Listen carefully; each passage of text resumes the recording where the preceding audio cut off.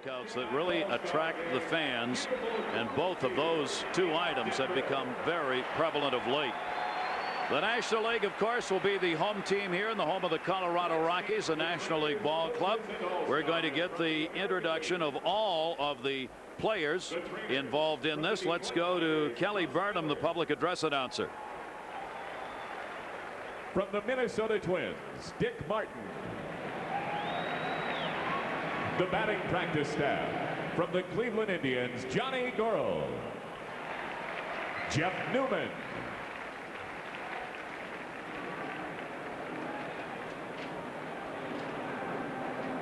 In the bullpen, Mark Wiley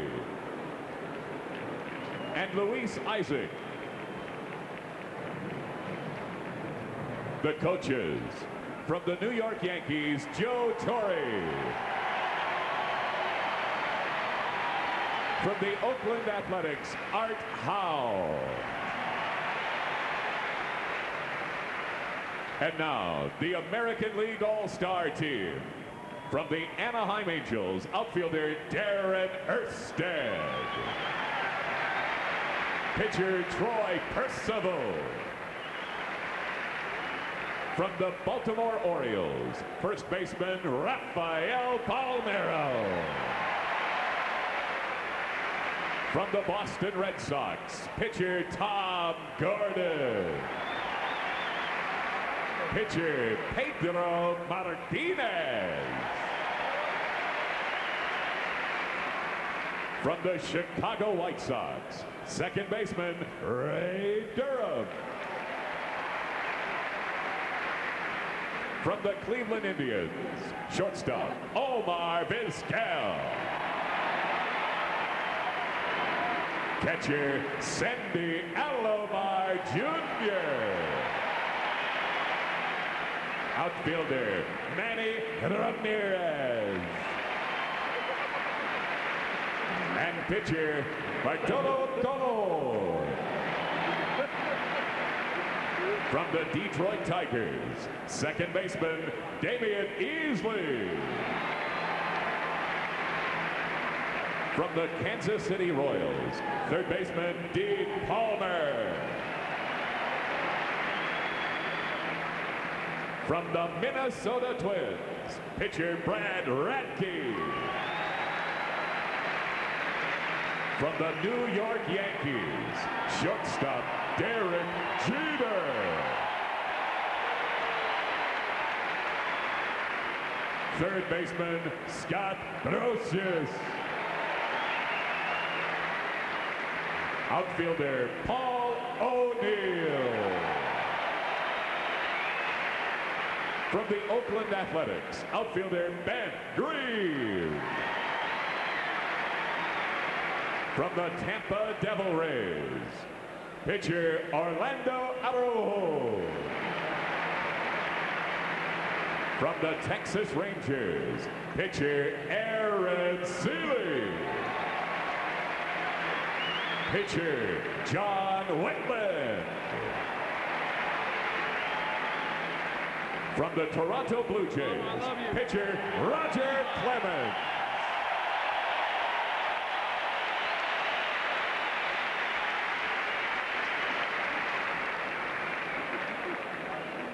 And now, tonight's starting lineup for the American League. First, the manager of the American League from the Cleveland Indians, Mike Hargrove.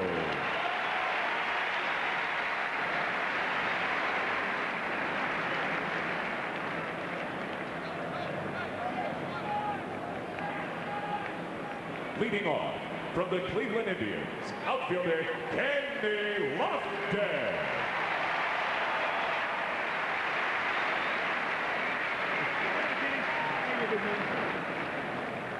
Batting second, from the Baltimore Orioles, second baseman Robbie Alomar.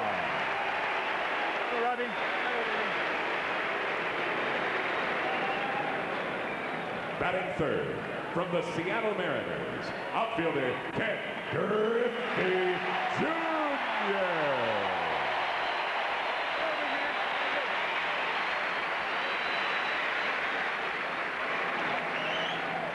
Batting fourth, from the Texas Rangers, outfielder Juan Gonzalez.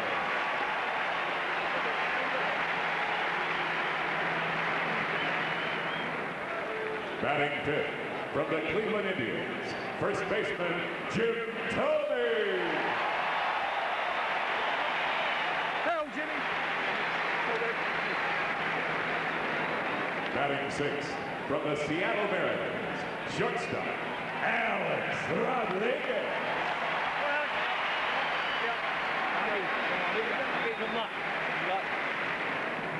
Batting seventh, from the Texas Rangers, catcher Ivan Rodriguez.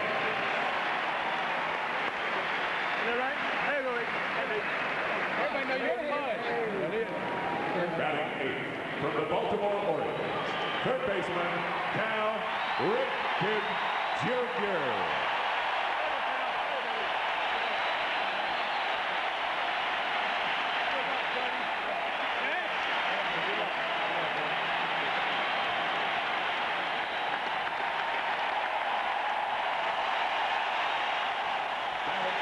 First standing ovation. That's the first time they had a chance to see Cal Ripken Jr. here at Coors Field, and they appreciate the things he's done over in the American League and in baseball. And there's the starter, David Wells, from the Yankees. Your 1998 American League All-Stars.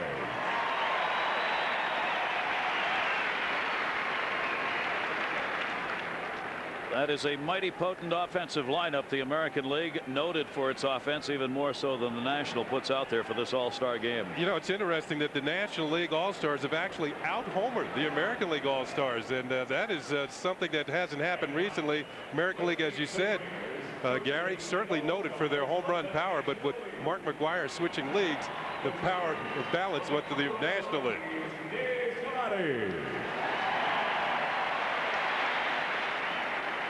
From the Philadelphia Phillies, Mark Anderson. The batting practice staff, from the Florida Marlins, Bruce Kim, Milt May, Tommy Sant, and Rich Donnelly. The coaches, from the Colorado Rockies, Don Baylor.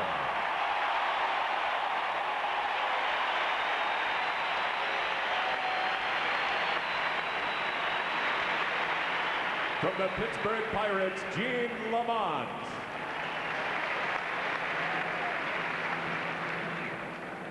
And now, the National League All-Star team. From the Arizona Diamondbacks, outfielder Devon White. From the Atlanta Braves, catcher Javi Lopez.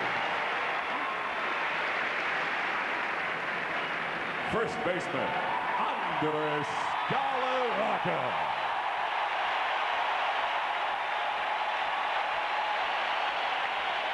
Former first baseman here with the Rockies up until this year. Pitcher Tom Glavine. Selected to the team, but unable to play due to injury from the Chicago Cubs, outfielder Sammy Sosa.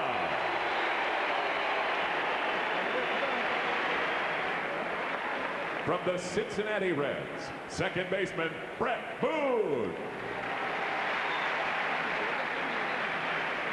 From the Colorado Rockies, third baseman Benny Castillo.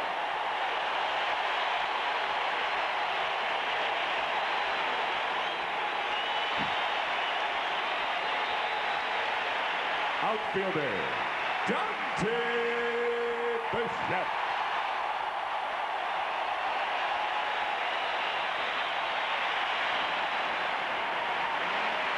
From the Florida Marlins, shortstop Edgar Renteria. From the Houston Astros, outfielder Moises Alou. From the Los Angeles Dodgers, outfielder Gary Sheffield. pitcher Jeff Shaw. From the Milwaukee Brewers, second baseman Fernando Villa.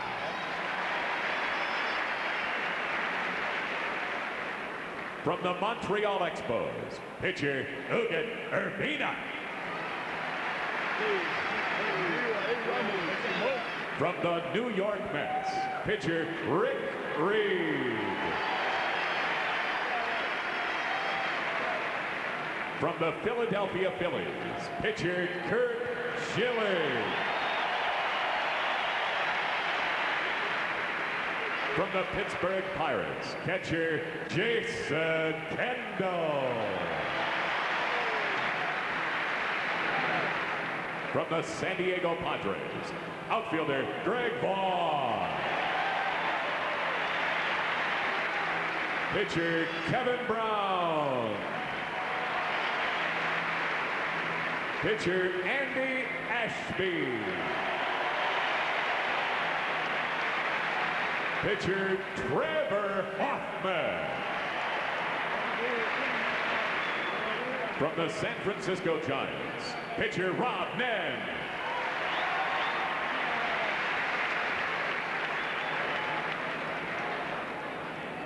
And now, tonight's starting lineup for the National League. First, the manager of the National League from the Florida Marlins, Jim Leyland.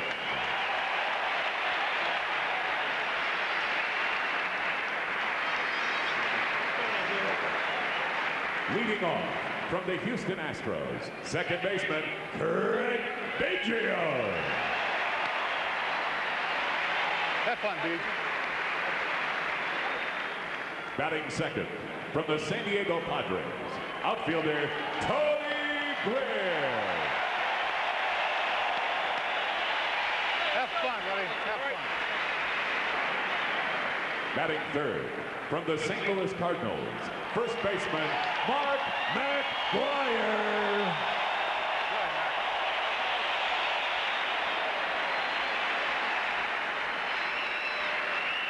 Batting fourth from the San Francisco Giants, outfielder Barry Bonds. Come on, buddy. Batting fifth from the Atlanta Braves, third baseman Chipper Jones. Have fun, Chipper. Come on. Come on, man. Batting sixth from the New York Mets, catcher Mike Piazza.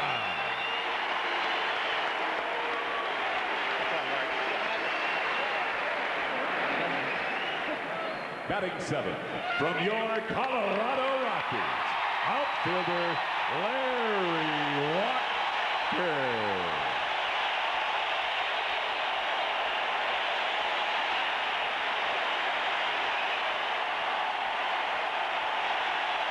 Batting eighth from the Atlanta Braves, shortstop Walt Weiss.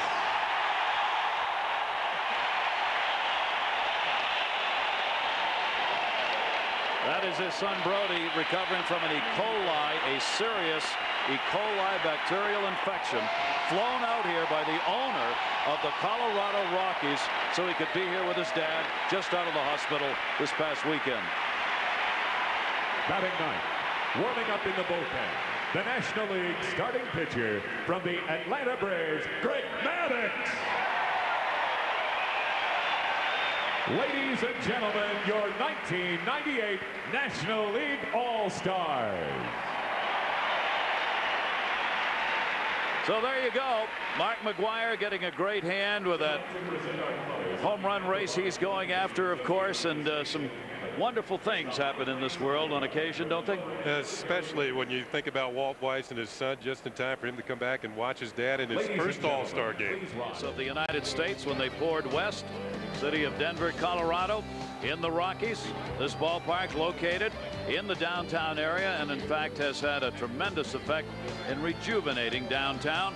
The boys clubs and girls clubs of America being recognized at this All-Star game, and one selected from one of the local boys and girls clubs, throwing out the first pitch Frank Robinson, Hall of Famer, right there with him. Yeah, 14-time All-Star as well for Frank Robinson, so he knows his way around an All-Star ballpark and All-Star festivities. There's the pitch, maybe a little low in the dirt, but handled neatly by Jason Kendall of the Pittsburgh Pirates. Ellis Clements, the name of the young man who threw out the first pitch here. And of course, lots of nations are indeed represented, not only among the fans here, but also among the players. 60 players selected, 30 on each roster. And Ken, this year 19 of the players, there are 63 because of injuries, come from foreign born outside the United States, representing 8 countries. And that represents an all-star record for players born outside of the United States participating in an all-star game. 19 of 63 players. And look at the rest of the numbers during the season. 20.3% of major leaguers will come outside of the United States or born outside of the U.S. and 34.8 major and minor leaguers representing 26 countries. So baseball indeed is becoming a worldwide spectacle. A great international game, and Major League Baseball, recognizing that, is looking to expand its reach around the world as far as these major league players are concerned in their playing time. They may be playing games not only in the United States and Canada and Mexico, as games have already been played, regular season games. There may be games in other countries that count in Major League Baseball's regular season. Andres Galarraga, of course, the big cat from Venezuela. You saw Rafael Palmeiro, who was born in Cuba, and Juan Gonzalez from Puerto Rico. So a great contingent of Latin American ball players who have been among the stars in major leagues for years.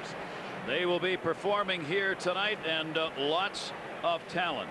A couple of Rodriguez will be performing here in tonight's game. Shortstops around Major League Baseball, Ken, at this day and age, unbelievable talent. You look at some of the shortstops here in the All-Star game. You got Rodriguez, and you have Derek Jeter, and you have Omar Vizquel from the Cleveland Indians from Venezuela. There is Derek Jeter. Got a great hand when introduced here before this full house at Coors Field. And let's take a look at the starting lineup, brought to you by MasterCard for the American League. Kenny Lofton of Cleveland will be in left field. Roberto Alomar from the Orioles at second. Ken Griffey Jr. from Seattle in center. Juan Gonzalez of the Texas Rangers in right. Jim Thome of the Cleveland Indians at first base. Alex Rodriguez, Seattle at shortstop. Pudge Ivan Rodriguez, the catcher from the Texas Rangers. Cal Ripken Jr., the Baltimore Orioles Ironman at third base. And the New York Yankees' David Wells will make the start. And taking the field, the National League All-Star team. And this is, of course, their home field, playing on a National League park, that of the Colorado Rockies. Water fountains out there in the outfield, put into this new ballpark, as a number of new ballparks have. And the starter, there just wasn't any question who'd start this game for the National League. Well, you look at the numbers, 12-2. He's won his last 10 decisions, 19 ball games thus far this year, and an earned run average of 1.54. See the strikeouts and the walks, only 17 walks, 146 in the third innings. That's the best in the majors, and certainly one of the best controlled pitchers of all times. He's won 4 Cy Young awards, 8 times he's won the Gold Glove. And to boot, he's hitting over 300 this year. A total package when you talk about a major league pitcher. There are many who are saying we just ought to rename that award and make it the Young Maddox Award to the best pitcher in the league, because he's piling up numbers that are simply unheard of. But we'll wonder, and we'll see how he fares here in pitching in this ballpark. He's a ground ball pitcher, if he can keep it down even in this yard. Well, one thing that good pitchers usually have behind them is a solid defense. In the National League defensively tonight, certainly some of the best players in the game with the leather. Bonds, Walker, and Gwynn in the outfield. Walker, normally a right fielder, will play center field tonight. Jones, Weiss, Biggio, and McGuire in the infield. Mike Piazza doing the catching, and Greg Maddux on the mound for the National League. Throw down to second by Piazza. We're ready to go. Mark McGuire, the man they came out to see yesterday in the home run derby, and we'll keep an eye on here tonight. All season long, wherever he goes, batting practice has become an actual problem for them. They've had to set rules about interviews and how many people can be around a cage, because everyone wants to see him. Ed Montague will be the umpire working the plate tonight from the National League. Darrell Cousins, Brian Gorman, Rick Reed, Rich Riker, and Tim McClellan, the umpiring crew for this All-Star game. And we are ready to go. Maddux out there to make the start. Kenny Lofton from the Cleveland Indians stands in with a .282 batting average. And we are underway and a strike taken. What would you expect from Maddox other than a first pitch strike? And perfectly placed over the outside corner. 84 degrees, the official temperature at game time, and we've got mostly overcast skies at the moment. No wind at all blowing here at Coors Field in Denver. 1 ball, 1 strike count. You see the beautiful skies and the flags just laying against the poles. That one misses down low. 2 ball, 1 strike count. And you also saw a sold-out crowd, and that's what they see during the regular season here in Denver. They sell out just about every game, leading the majors in attendance. Lofton takes that one left field, and he's got a leadoff single off Maddox. Bonds up with it, will get it back in, and the speedster from the Indians is on at first base. So Maddox, who gives up very few leadoff hits in any inning, gives one up here to start the All-Star game. And he gives it up to a hitter who has stolen 28 bases this year. A lot of speed when Kenny Lofton's at the top of the order. Pitch not quite to the corner, and Lofton's able to spank it the other way for the base hit. One thing you'll see with Barry Bonds chasing this ball, the outfielders here at Coors Field have to play very, very deep because the ball carries. He's running. The throw down Piazza's not in time, and Lofton's got a stolen base. Kenny Lofton, along with the 28 steals that he has picked up on the season, caught only 7 times, and he's not caught there. Well, if there is a weakness in Maddox's game, his ability to hold runners is not very good, and Piazza not known for throwing runners out, so a good situation for Lofton to try and steal, and he takes off on the first pitch. Now Roberto Alomar with an early RBI chance in this game, bunting instead to move him up. McGuire over, look out, covering Maddox, and he did not get there in time. It'll be an infield hit for Alomar. Over to third base goes Lofton, and the American League threatens here in the first inning. Well, a good play by Alomar. First of all, he was just trying to move Lofton over to third base and give himself up. He gets the bunt down, and he gets a bonus here. He's going to get a base hit. Maddox a little late getting to the bag. Alomar with the great speed is going to beat it out for the base hit. So while trying to move the runner over to third, the American League comes up with a bonus, first and third, and nobody out. Alomar batting from the left side, the advantage coming out of that box. So 2 hits, 2 batters against Maddox, and now Griffey coming up. The RBI opportunity for one of the big sluggers in this game is 35 home runs. Ken Griffey, one of those challenging, of course, the Maris mark, and the pitch is taken inside. Griffey with a huge chance here to start this game out with an RBI. He's got 79 during the regular season, second only to Juan Gonzalez, and runs batted in, and almost at that 300 mark of the break. Right off the end of the bat, cues it 1-1. Well, yesterday we noticed that a lot of Hall of Famers were in town, Gary. A lot of festivals here in Denver, including Hank Aaron, who holds the all-time mark for home runs. They talk about the seasonal mark for homers. You might be looking at the man in future years that will break Hank Aaron's all-time record for homers. Griffey, the fastest or second fastest ever to get the 300 home runs. Maddox, a guy it's tough to hit home runs off because he does keep it down. Runner goes at first, popped up first base side. Alomar coming back to first base. Dwyer in foul territory puts it away. So Griffey is retired. Griffey's now 8 for 19 in all-star appearances, and there's one away in the first. I don't know if Mike Hargrove, the manager of the Indians, has told his team to be very aggressive. We saw Lofton steal on the first pitch. We saw Alomar take off on the last pitch. There is Mike Hargrove, who has managed the American League in 2 of the last 3 years. Just to his left is Joe Torre, the manager of the New York Yankees, whose Yankees are having a phenomenal season. 61 wins and 20 losses. They've got a chance to set an all-time mark in wins in Major League Baseball history that goes way back to the Cubs of 1906. Well, if anybody's going to get an RBI in this game, you expect it might be this man. 101 runs batted in, leading the majors in that department. His 26 home runs, ranked 3rd. Gonzalez with tremendous power, 5th in slugging in the league. Runners at first and third, and one away. Maddox gets that breaking ball in the outside corner, 1-1. Gary, you and I were talking before the game that hitters like Gonzalez, the great RBI hitters, they don't see men on base. They see dollar signs. That's how they make their living. He's going to make a very nice living. Yes, he will. Not that he isn't now. He's got runners at first and third. Lofton the lead runner, Alomar at first base. And he takes it the other way, shooting it foul over the head of Mark McGuire.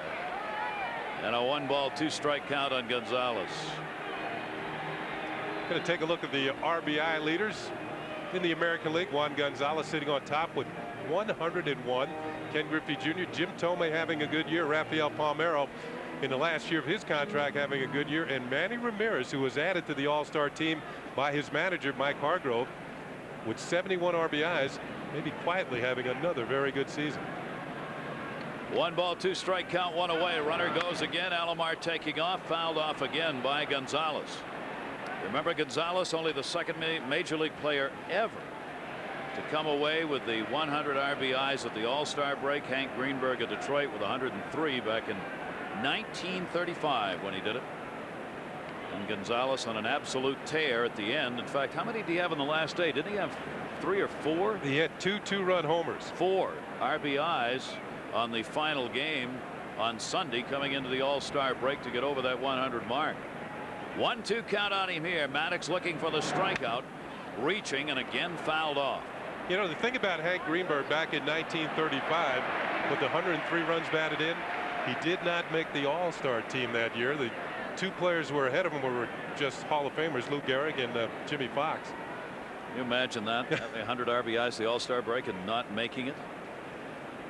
Gonzalez fighting off some tough pitches here by Greg Maddux, who lives on the corners.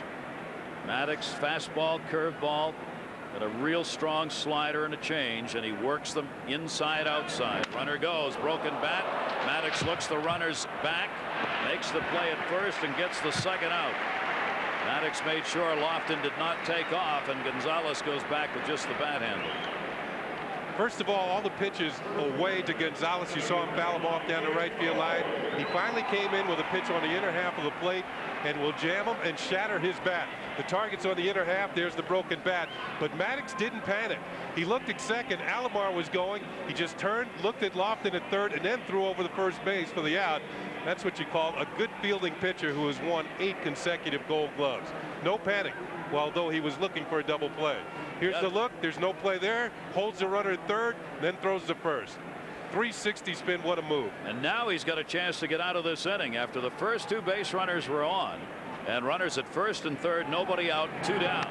And Jim Thome fouls the first pitch back. You talk about a guy who's having a season. You just take a look at these numbers and the rankings for him.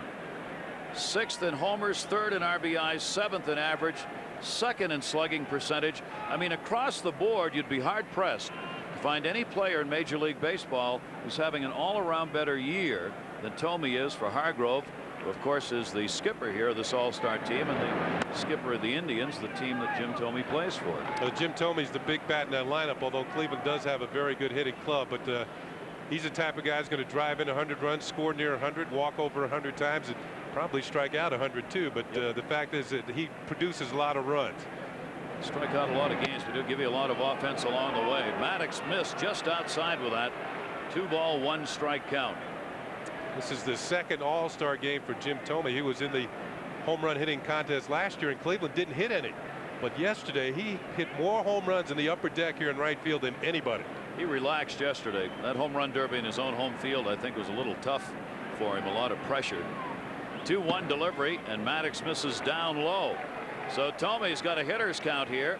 3-1, 2 down, 2 on in scoring position here in the first inning. I think one of the keys is for hitting against Greg Maddux, even though you have a hitter's count here at 3-1, you can't really look for anything in the middle of the plate because he's just not going to give in. He's going to make a pitcher's pitch or else walk Jim Thome. Thome's 0 for 1 in his only All-Star at bat.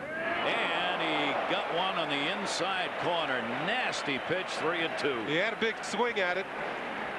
And remember what he did with Juan Gonzalez after he fell behind 3-1. He finally came in with a pitch, his best fastball on the inner half. He does the same thing with Jim Thome. Everything had been away until that point. Now as a hitter, you're thinking, what's he going to do 3-2? Is he going to come back in here or is he going to go back away? So from a hitter standpoint, you're kind of confused at this point. Maddux has 115 strikeouts, 5th in the league. Fouls that one back and 1 away, 3-2. Maddux has such great pinpoint control that trying to guess on him is almost impossible as far as location is concerned. You just can't. He rarely throws you a pitch. He just wants the couple of inches on the outer part and the couple of inches on the inner part of the plate. That's all he works with. the middle of it, you just never see a pitch there. 3-2 count. Lofton at third, Alomar at second base, and he walked him to load him up. Well, you might call that a strategic base on balls. There was a base open, and now he'll move to a right-handed hitter with Alex Rodriguez coming to the plate. Now with a base open, he can be careful. This pitch is going to be away, and Thome will not chase it. He has a good eye. Remember, I said he walks it over 100 times a year, so he'll take the walk and set it up for Rodriguez. So Maddox with the bases loaded. We told you he walks only 1 per 9 innings, so there's the walk. Lofton, Alomar, and Thome are the base runners. And the first pitch fouled back by Alex Rodriguez. With the bases loaded and 2 down, and a huge chance here early on. Generally against Maddox, if you do not get to him early in a game, you do not get to him. The first inning in his career has been the one where he has given up the most runs. And then he just settles in and becomes almost untouchable. Rodriguez, the 0-1 pitch to him on the outside corner. And I think a reason for that, Gary, is because Maddox, with different umpires, he's trying to find out what the umpires will give him on that outside corner. Especially when he has his own catcher, Javi Lopez. You're looking at Ed Montague, the umpire tonight, who's umpiring in his 3rd All-Star game. And he's from the National League, of course, because this is a National League park. 0-2 the count. Bases loaded and 2 down.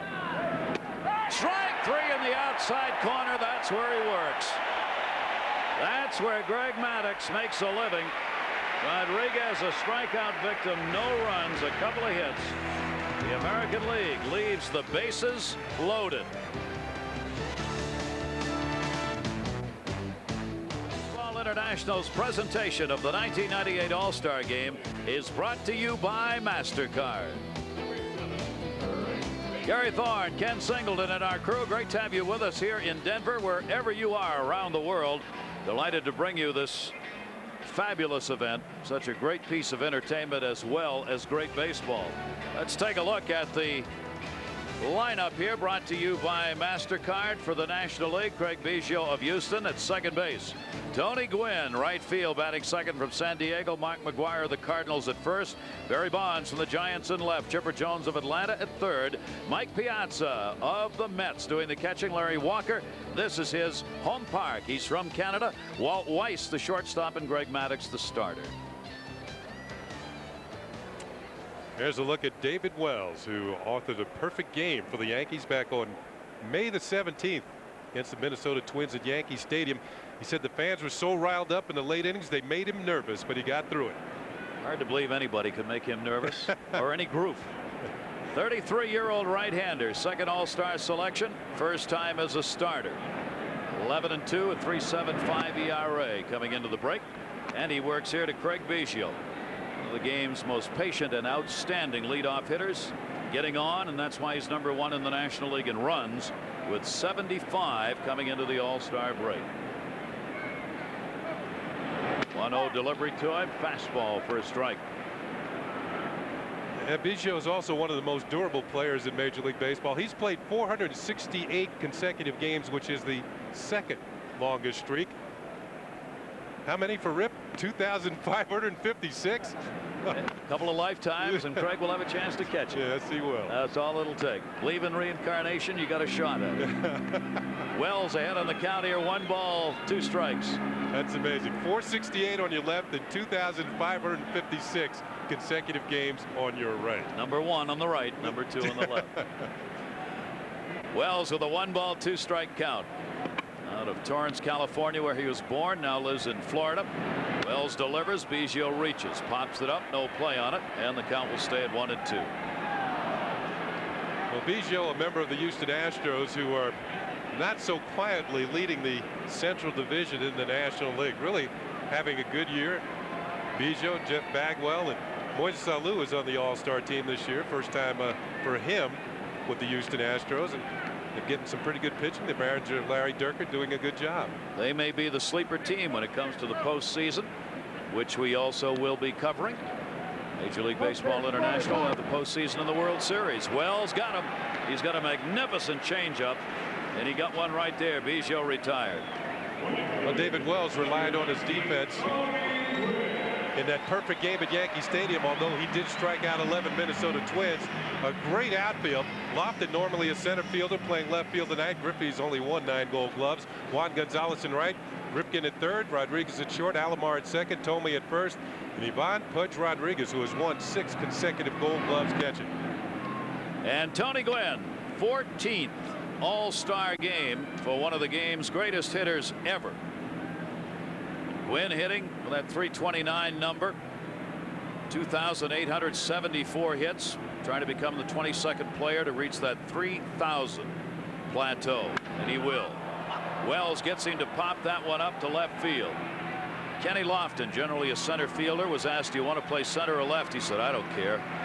So he's in left field and Griffey's in center. He also said yesterday he hasn't played left field very often. 2 down. Mark McGwire.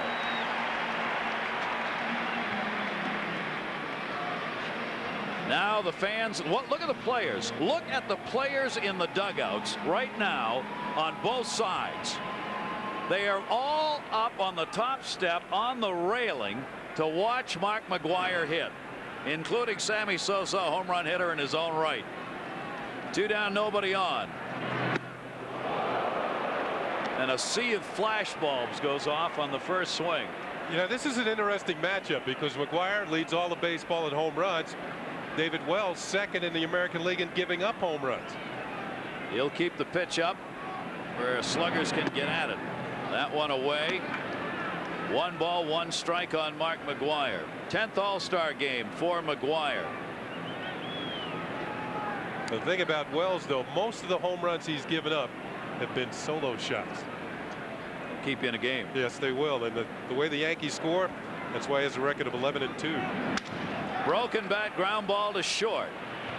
Easy play made by Rodriguez over the first. McGwire is retired, and Wells sets him down 1-2-3, using only 10 pitches to get that done. No score after 1. From the Texas Rangers, Ivan Rodriguez. Well, he also swings a pretty good bat. He is second in the American League in hitting at this point. No catcher has ever led the American League in hitting, but Rodriguez's forte, you mentioned the Gold Gloves. And a great percentage at throwing out base stealers, #1 in baseball.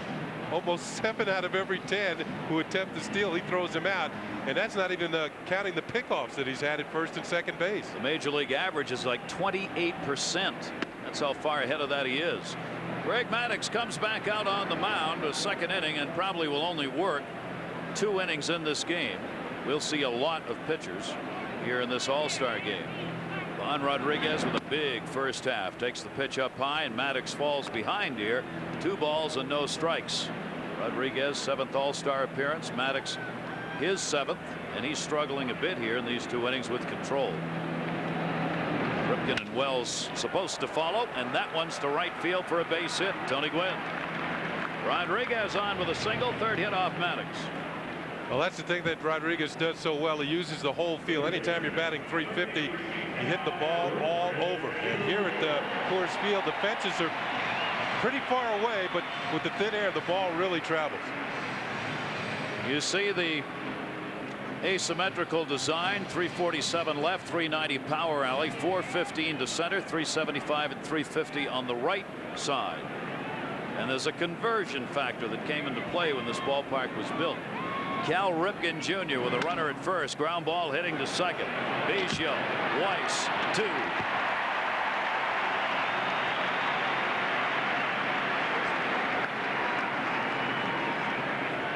Well, Maddux, one of the things he does well to get himself out of trouble, pick up double play balls and ground ball. Ripken spanks this one to second for Biggio, and he lays it right there for Walt Weiss to turn over. Easy double play ball as the National League now with 2 outs and nobody on. Here's a pitch right in the middle of the plate, and Ripken tops it, and there you have it, easily turned for the double play. Walt Weiss, formerly played right here, and a big fan favorite still, even though he is now with Atlanta. 2 down, and David Wells will get a chance at the plate.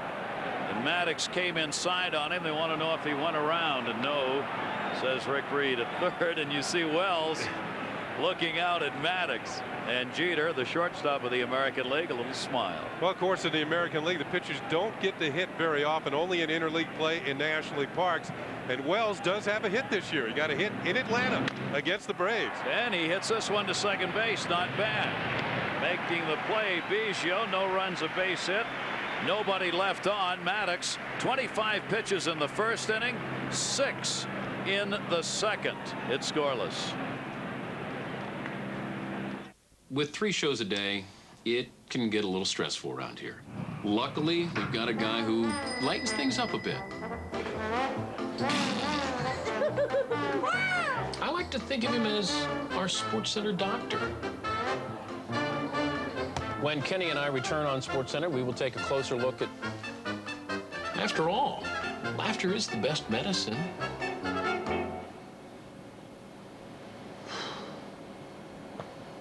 At any one moment in time, someone is winning,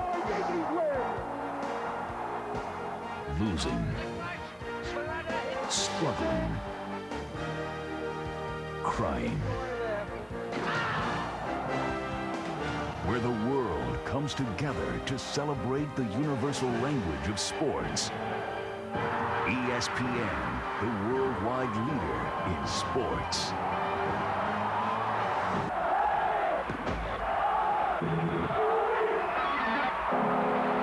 Spent about a half hour with him today. And there it goes! There it goes! Number 34!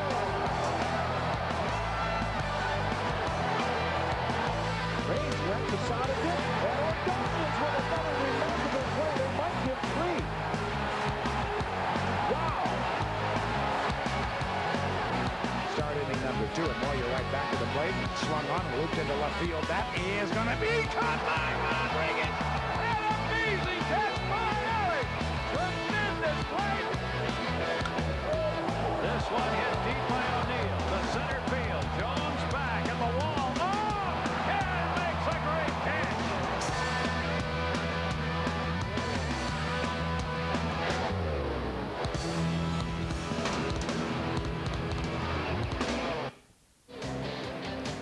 And that great shot from overhead at tonight's All-Star game, providing our international audience with these great pictures. The Bud 1 airship. This Bud's for you. Coors Field, beautiful. We go to the bottom half of the second inning, no score. American League 3 hits, unable to get it done despite leaving them loaded in the first inning, and David Wells making the final out in the second. Well, David Wells, well, I wouldn't say he's hustling down the line. He kids with Big Mac. I don't know if I'd be messing with Big Mac too much. Wouldn't hit him too hard in the chest. No. Wells will stay on and work another inning. And Bonds, Barry Bonds from the San Francisco Giants.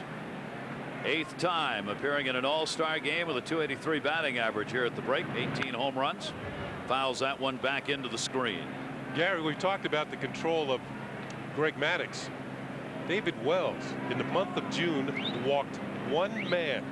That was Robin Ventura of the White Sox, and that was in early June. So once he got that 1 walk out of the way, he didn't walk anybody for the rest of the month. Kenny, he's got the same number of walks surrendered in the first half of the season as Maddox. I mean, I don't think a lot of people would realize that. Another oddity in numbers, Wells has given up more home runs than walks this year. 19. Yeah. Second most home runs surrendered in the American League with 19 given up. Bonds here with a 1-1 count. Strike on the inside corner to Barry Bonds. And Montague looks like he's got a pretty good size strike zone width-wise for this game. Wells capable of working up and down, in and out. Both corners with his fastball is his best pitch. Spots it well to both corners. Bonds will take that one down low. Bonds the only player to average 30-30 home runs and stolen bases over a span of 10 years, averaging that. No one else has ever done that. Barry Bonds with those tremendous wheels along with that great power.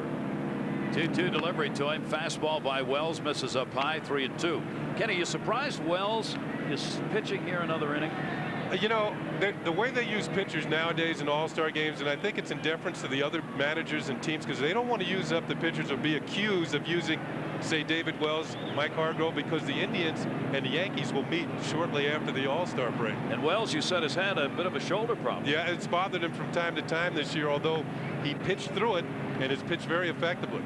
And if Hargrove uses it one more inning, Joe Torre will attack him because they're both in the dugout. That's inside, so Wells lost it. A leadoff walk surrendered to Barry Bonds. We knew as soon as we talked about how he never walks anybody that guaranteed he would. Chipper Jones coming up. Chipper Jones, first time he's been elected the starter in the All-Star game. This is his third All-Star game, and he's the #3 hitter in the Atlanta Braves order and their anchor. You can see the numbers for Chipper Jones at the halfway point. Third in the National League with 69 runs scored. He scores them and he drives them in. He is an outstanding player. Jones is a switch hitter, batting right here with Bonds with that speed on at first base. Wells delivers that great changeup. That's his out pitch right there. He's got one of the best changeups in the game. I think what you'll see here is they say that at altitude with the thin air that the breaking balls don't break very well. You'll see Maddox or whoever in the ball game for the National League, as well as David Wells in the American League, changing speeds with the good changeups. It looks like they're going to throw another one right here. 0-1 count on Chipper Jones. Switch hitters batting .317 right-handed and .306 from the left side, but all of his home runs, all 21, have come from the left side of the plate. And when you talk to Chipper about that, he says he feels he has just as much power right-handed, but he's a different hitter. He holds his bat in a different position. His hands are much closer to his body as a right-handed hitter, and it doesn't enable him to get that long extended swing as he does left-handed. Last year he hit only 1 home run right-handed, and he had well over 20. That natural left-handed home run swing is what he has. That graceful, beautiful, long swing you see left-handers have. That's what he's got when he bats from the other side of the plate. But he hits the ball hard this way. Good line drive hitter both ways. Fouls that one off, and the count's evened up at 2 balls and 2 strikes. And Chipper Jones was the #1 pick overall by the Braves back in 1990 in the amateur draft, and you can see the swing as he couldn't get extended and he fouls it back.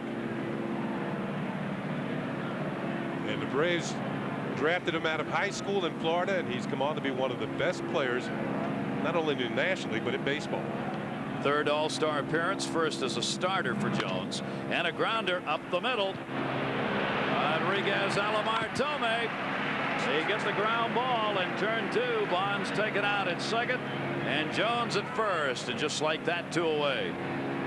Well, they call the double play the pitcher's best friend. Maddox has one. Now Wells has a best friend in tonight's ball game as Chipper Jones bounces into the double play. And Wells gave it that little double clutch after he got it. Here's a look at it again. High fastball that Jones gets on top of. This is perfectly turned. First of all, it was a 2-hopper for Rodriguez over the Alomar, and then on the Tomei. Tailor-made double play. So Piazza comes up, and he'll be swinging for the downs. 2 home runs and a double and 12 all-star at-bats for the former Dodger, former Marlin catcher.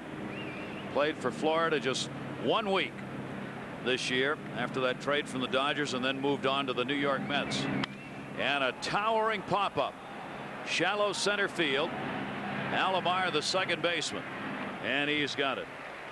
So in a ball game here at Coors Field, Mile High Stadium, with all these home run hitters, just what we thought. It's a pitcher's duel. No score. Colorado in the backdrop here in Denver. Welcome back, everybody, to Coors Field for the 69th playing of the All-Star Game, Major League Baseball. No score. 3 hits for the American League. National League has not yet dented that hit column. Where can you find the latest stats and participate in live chats? Well, it's at MajorLeagueBaseball.com, the place for live game audio and video highlights, plus loads of information on all 30 Major League Baseball teams. Catch up on all the latest baseball news, and you can drop us an email if you'd like on how you're enjoying tonight's game. We'd love to hear from you. That's MajorLeagueBaseball.com. What a sight to see. Speaking of what a sight, wasn't that a beautiful view of the Rockies just west of Denver? Denver lays on the high plains, just at the foot of the Rocky Mountains, and this is the first game ever played in the Mountain Time Zone. First All-Star game ever played in the Mountain Time Zone. Tommy Glavine has come on for his teammate Greg Maddux. Glavine, the 32-year-old left-hander, in fact the winningest left-hander in baseball over the last 10 years with 151 wins. He and Maddux form the big 1-2 punch as they have a combined 24-5 mark for the Braves so far this year. And Glavine working here as we go to Kenny Lofton at the top of the order, who singled his first time up off Maddux. Maddux worked 2 innings, 3 hits, no runs, a walk, and a strikeout. Left-handers inside, jackknifing away Lofton. Well, these two were teammates last year. Lofton spent a year in the National League with the Atlanta Braves. There was a deal just before spring training of last season. Lofton became a free agent at the end of the year and then re-signed with the Cleveland Indians, who had traded him to Atlanta. Go figure that one out. It's like a baseball team actually admitting a mistake. We shouldn't have done that in the first place, so come on back. 3 ball, 1 strike count.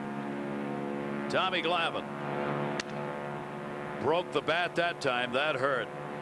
That sent some buzzing bees.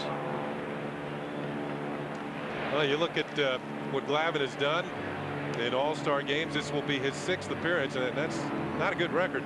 Certainly not the same type of record he has put on the board during the regular season. You mentioned Maddux, Glavine, John Smoltz, Denny Nagel, the big 4 in the Atlanta rotation, and they have a rookie, Kevin Millwood, the 5th starter, who's won 10 games.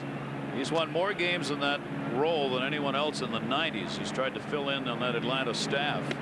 Inside again, and Kenny Lofton is on. Remember, he stole a base after he picked up that single off Maddux. So a leadoff man on in the 3rd again for the American League.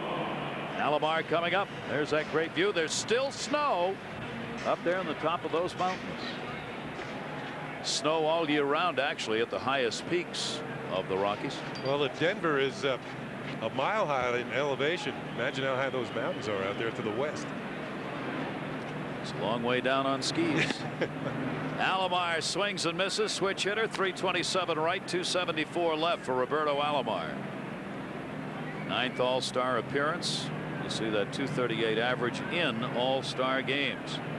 Lofton being held by McGuire at first base. Glavine's got a good move over there. Outside corner. Tommy Glavine, like Maddux, lives on the corners. He'll work in and out, up, down, but rarely puts the ball over the middle of the plate. Roberto and his brother Sandy can claim, well, our dad was an all-star. Why shouldn't we be all-stars too? Absolutely. Dad Sandy Sr., an all-star with the California Angels back in 1970. And how proud must he be? His sons have been all-stars together 15 times. It's a great tribute to all the teaching and work that Dad did and time put in into the talent of the youngsters, now grown men themselves. Tommy Glavine, fastball changeup pitcher, ahead on the count here, 0-2 on Alomar. Lofton not going, off the glove of Piazza, knocks that one down. No room there to take off. Tough to build up that lead against Tommy Glavine staring at you. Glavine will use that slide, short step to make a throw over there, and he'll step off and throw, and he'll get it there in a hurry. 1-2 to Alomar. Jammed him, stays there to ball and 2 strikes. There's been some talk in Baltimore that Alomar and along with Rafael Palmeiro, who are both in the last years of their contracts, might be traded before the end of this year, so the Orioles would be able to get some prospects for them or some other players and build on their future. There's Rafael Palmeiro, had a good outing in the home run hitting contest yesterday. 1-2 delivery away. The New York Mets, Kenny, have been mentioned as one of the teams possibly for a trade. The trouble is with the Mets, if the deal was made, Baltimore would get veteran players back rather than youngsters probably. Also, the Atlanta Braves have been mentioned, and the Braves might be able to fill the bill with younger players or younger prospects from their organization. Reaching, foul back again. Alomar is a tough batter to strike out. He has drawn 40 walks and has struck out only 42 times in the first half of the season. So if you can keep the walks up ahead of the strikeouts and neither being too high, you're in pretty good shape. And Alomar is just a tough stick. He fights off tough pitches and then tries to get one to hit. 2-2, no score, third inning. Massachusetts native Tommy Glavine jammed him and got the big pop-up. Pop-ups too, as Kenny told me, go higher here than home runs. And he's out of there. Biggio the play. That'll retire Alomar. What did we decide the differential was? About 10% further than at sea level. So a ball that's hit 300 feet at sea level will go 330 feet here in Colorado. And pop-ups, you get the same kind of effect. Balls going up into the air go a little higher. See, I notice it when you walk upstairs. You get tired faster. I didn't want to talk about that with you because I was more tired than you were. Ken Griffey Jr. up. He popped out his first time up and takes a strike on the outside corner. Lofton still on at first base. I think this is a city where escalators were invented. And with just cause. 421 all-star average for Ken Griffey Jr. Pitch taken down low. With Maddox coming out of the ball game after pitching 2, we have had only one pitcher go 3 innings in an all-star game in the 90s, and that was Greg Maddox back in 1994. Used to be pitchers went 3 innings regularly, at least the starters of all-star games, but not anymore. Well, like I said, in deference to the other managers and the pitchers that they have in these games now, who I think pitchers have gotten more expensive too, so they don't want the wear and tear. Don't want a pitcher hurt. That one taken away. 2 ball 1 strike count from Glavine. Griffey Jr. during his career, he's had over 25 million all-star votes. 4 million this year. Phenomenal. Just phenomenal. One of those people who now all you got to say is Junior and you know who it is. He's got a gapper here off Tommy Glavine. First and third will be the setup on the single picked up by Griffey.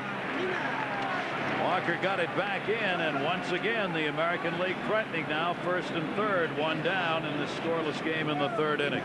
Well, at this point it looks like that leadoff walk to Kenny Lofton might come back and haunt Tom Glavine. There's the follow through on that picture perfect swing of Ken Griffey Jr. The line drive towards right center. When you look at the outfielders here, they play very, very deep. And a lot of players feel that the blue pits hurt the pitchers almost as much as the home run balls and the extra base hits, because the outfielders and the infielders are so far apart, the balls fall in. Here's Lofton, realizes right away that it's a base hit, and he knows there's nobody going to stop him from going to third base. Makes it easily. Leadoff batter now has been on all 3 innings for the American League. Trying to score first here in this game. Turned that one over. Went away from the right-handed hitter Gonzalez, who grounded out his first time up. Just his 2nd all-star appearance. You've got to be able to hang off that pitch from Tommy Glavine to hit him. He has a screwball effect on a pitch he turns over that goes down and away from right-handed batters. There it is again. And like Maddox before him, they're very effective at keeping the ball away and getting ground balls. Tom Glavine, the ground ball double play is his forte. Leads the National League in that category. So when a lot of pitchers go for strikeouts in situations, he goes for the double play ball. Infield stays back with 1 down, looking for 2 right here. Gonzalez, 2-strike pitch to him, and went a little further that time, just seeing if he'd reach for it. He would not. And it's 1 ball, 2 strikes. You know, with Gonzalez having that great year with the RBIs, over 101 at the All-Star break, you know, one thing that might come into play now, in the past he's been on the disabled list quite a few times and has been injury prone. He's going to have to stay healthy to break that record. Jammed him with a high fastball, shallow right field. Biggio, runner not tagging, and that's a base running mistake in an all-star game. No matter what, Lofton should have been back tagging up rather than coming down the line. Not that he would have gone, but not to tag up in that situation, that's a mistake. 2 down. Good play by Biggio, because Tony Gwynn was not going to get to that ball. As I said, the outfielders have to play deep and respect the power. As we watch Lofton coming down the line, now he sees that the ball's not very deep. He goes back to third, and he will touch it, but you can see the ball was already on its way home. So runners on at first and third, and here's Jim Thome, Cleveland Indians first baseman, and he takes that pitch down low for a ball. For Thome in the game, he drew a walk off Maddox. See his second All-Star appearance and the 0 for 1 in his previous occasions. Lofton, Griffey the base runners. Thome towering pop up left field. Bonds drifting over. No wind here blowing that ball. He's got it. So again, the American League gets them on, but they can't get them home against Tommy Glavine. American League is already 0 for 5 with runners in scoring position.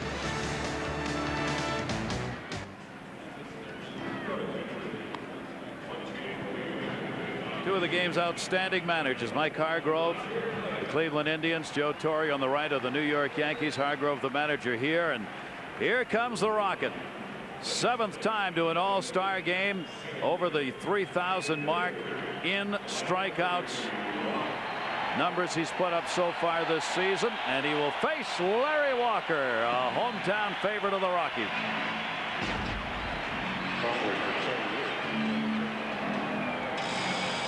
Walker, who became the MVP here last year with the Colorado Rockies, had an outstanding season, underwent elbow surgery in the offseason. And is getting married tomorrow to add to those stats. The first Canadian-born MVP. Wasn't tough to choose a day to get married. It's the only day off. 331, 6th best. He is second in doubles with 30. And foul back. And here at Coors, we have not had a ball even close to going out of this yard. We've had only a couple that have even been hit hard.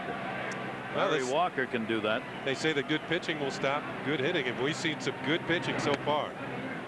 Roger Clemens only going to work 1 inning by agreement. They decided that before the All-Star game. He didn't want to go more than that because of the innings that he's thrown. 2-1 delivery to Walker. Fastball, foul back into the screen. 2 balls, 2 strikes.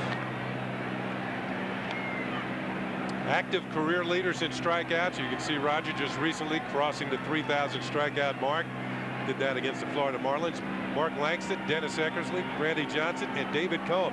I guess to make that list, you got to be a veteran pitcher, don't you? You do. And he is. Clemens again, foul back. How about the fact that the man he struck out first, the #1 strikeout, is here? The manager of the Cleveland Indians, May 15, 1984, Mike Hargrove. Go sit down. Go sit down and be the first of 3,002 who will join you. Misses with that one. A 3-ball, 2-strike count on Walker. The 11th pitcher in history to record 3,000 strikeouts, the Rocket. Roger Clemens, along with Boston, now with Toronto. And Walker draws a free pass. Well, Larry Walker, a complete ball player, has the ability to steal bases, and for a big guy, he's one of the best base runners in baseball. Years I was working Montreal broadcast when Walker was up in Montreal with the Expos, I never saw him thrown out taking an extra base. Walt Weiss, what a hand he received when introduced. There's Brody Weiss, his 3.5-year-old son, and his wife Terry on hand here for this game. As we said, Walter's son, who you just saw, had a serious E. coli bacterial infection that shut down his kidneys. He was in the hospital in a critical condition. Weiss missed games with Atlanta. The child recovered, came home over this past weekend, and the Colorado Rockies owner sent a jet to Atlanta so Weiss could get here with his family, so Weiss could play in this, his first All-Star game. So a very emotional last couple of months here for Walt Weiss, and even more so here. 0-2 count. There's the owner of the Colorado Rockies, Jerry McMorris. And Walt Weiss spent 4 years with the Colorado Rockies and was a big fan favorite. And I think one of the reasons why the Rockies are not performing very well because Walt Weiss is left along with the big cat, Andres Galarraga. 2 big losses helping Atlanta. That one punched to left field. That's going to fall in for a base hit for Walt Weiss. First hit for the National League. Julie Crothow's got the starter of this game for the American League. Julie. Thanks, Gary. David, Maddox coming inside on you, trying to establish the inside corner. I think he thought you were disrespecting him a little bit. He's dogged me big time. You know, I was sitting fastball, threw me a cutter, and I didn't know what to do. I just was bailing to get out of there. I'll leave it there. I was bailing, yeah. Now, second All-Star game, but this time you started the game. How did it feel? It felt great. You know, I was really nervous out there. But, you know, just to get through that, get through the first hitter, then your nerves have calmed down a little bit. But, you know, it was a strikeout, so that made me feel a little bit better. Made me feel a little inferior out there. Just, you know, I could get by anybody. Now, the Yankees are having a tremendous season this year. You think they can keep it up? I sure hope so. You know, we've got the talent, and we've got a great bunch of guys over there who just play the game the way it's supposed to be played. Nobody tries to do too much, and you know, and that's what you got to do. We play fundamental baseball, and no ego trips over there. So that's why I think that we've been so successful. Well, thank you very much, Gary. Julie, thanks very much. And you saw Tommy Glavine helping his own cause. He's a great bunter. 8 sacrifice bunts on the season, and he lays one down here to move 2 runners up. Well, you heard David Wells speak of the fundamental baseball played by the Yankees this year. This is fundamental. When a pitcher comes up with a chance to help himself out, move runners along, Tom Glavine among the best, along with teammate Greg Maddux. That's how they win so many games. When their turn comes up to hit, they can swing the bat a little bit, help themselves out with base hits. But when it comes time to get runners across and move them along on the bases, they're just about automatic. With Biggio up, the infield's being drawn in here by Mike Hargrove. No score, 3rd inning. And the Rockets pitch is fouled back by Biggio, who struck out his first time up. So Biggio gets the RBI opportunity and gets the help of the drawn-in infield, where a hard-hit ground ball has a better chance of going through. Look at your screen. You see the drawn-in infield is just along the grass there. And look how far back the outfielders are. There's plenty of room between the two. Any blooper is certainly going to fall in. Drawn-in infield, always an advantage to the batter. Mike Hargrove feeling apparently this is going to be a very tight ball game scoring-wise. He's going to go at it right here defensively and try and cut off a run with only 1 away. Walker's on at 3rd. Weiss is on at 2nd base. Biggio gets the RBI chance. Clemens pitches inside and hit him. That brushed him. Always one of the leaders in being hit by pitches 15 times coming into the All-Star break, and the reason is he crowds that plate. He's right on the corner. Here's a look at watch the back elbow. He mentioned crowding. He couldn't get out of the way, barely grazed him, but he's headed to first base, and now the bases are loaded. That's why he wears that guard on his front arm. He's been hit so many times. He and his teammate Jeff Bagwell. Bases loaded, and what a matchup. Tony Gwynn, 13th All-Star appearance, not anywhere near the average that he has for a career put up in All-Star games. He's got the sacks full here, and a strike on the inside corner to him as Tony Gwynn gets the opportunity for the National League to put them on the board. Well, you have a pitcher that struck out over 3,000 men in his career, and you have a hitter that struck out 11 times this season. And that's the norm for Tony Gwynn. It's just very hard to strike out. He uses one of the smallest bats in baseball, very short, maybe 33 inches long, 29 ounces, but he uses it like a baton. He can hit the ball anywhere. 340 career average. Ground ball up the middle, and it's off the glove of Alomar. 1 run is scored. Walker in. Weiss will score, and it's a 2-0 lead. Tony Gwynn on a ground ball off Roberto Alomar.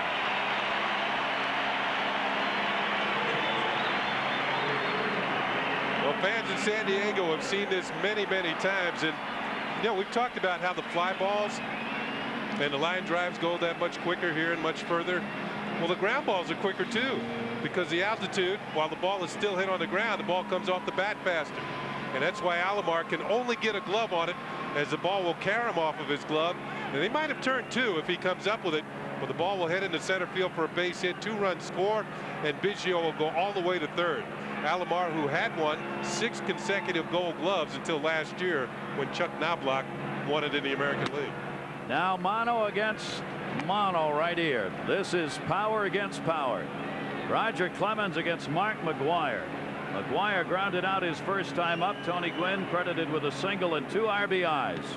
1st and 3rd. 1 down. That's a home run cut. Whoa. Fastball pitch. Man.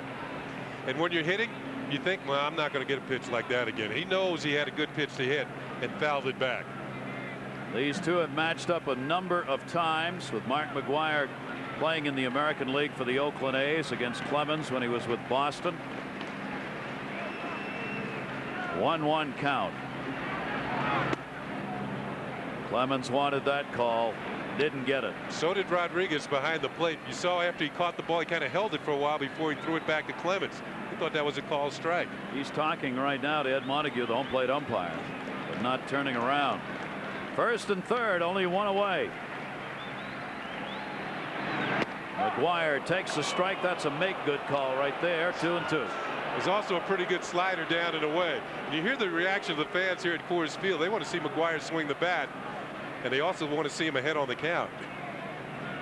No matter who they cheer for during the regular season, there isn't one person here who doesn't want to see him hit a home run about 600 feet.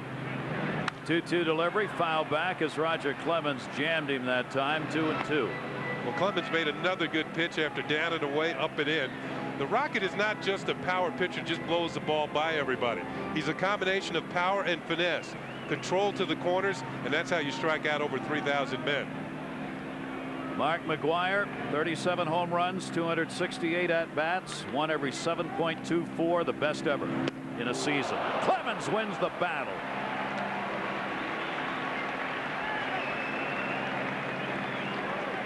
Mark McGwire, strikeout victim.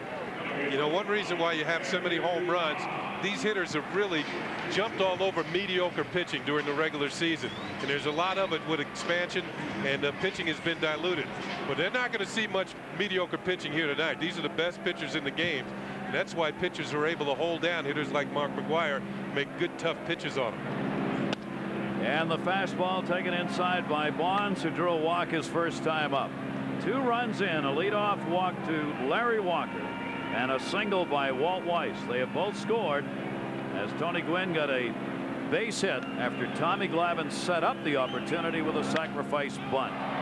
Down the left field line, Kenny Lofton at the wall. It's deep and it's still here.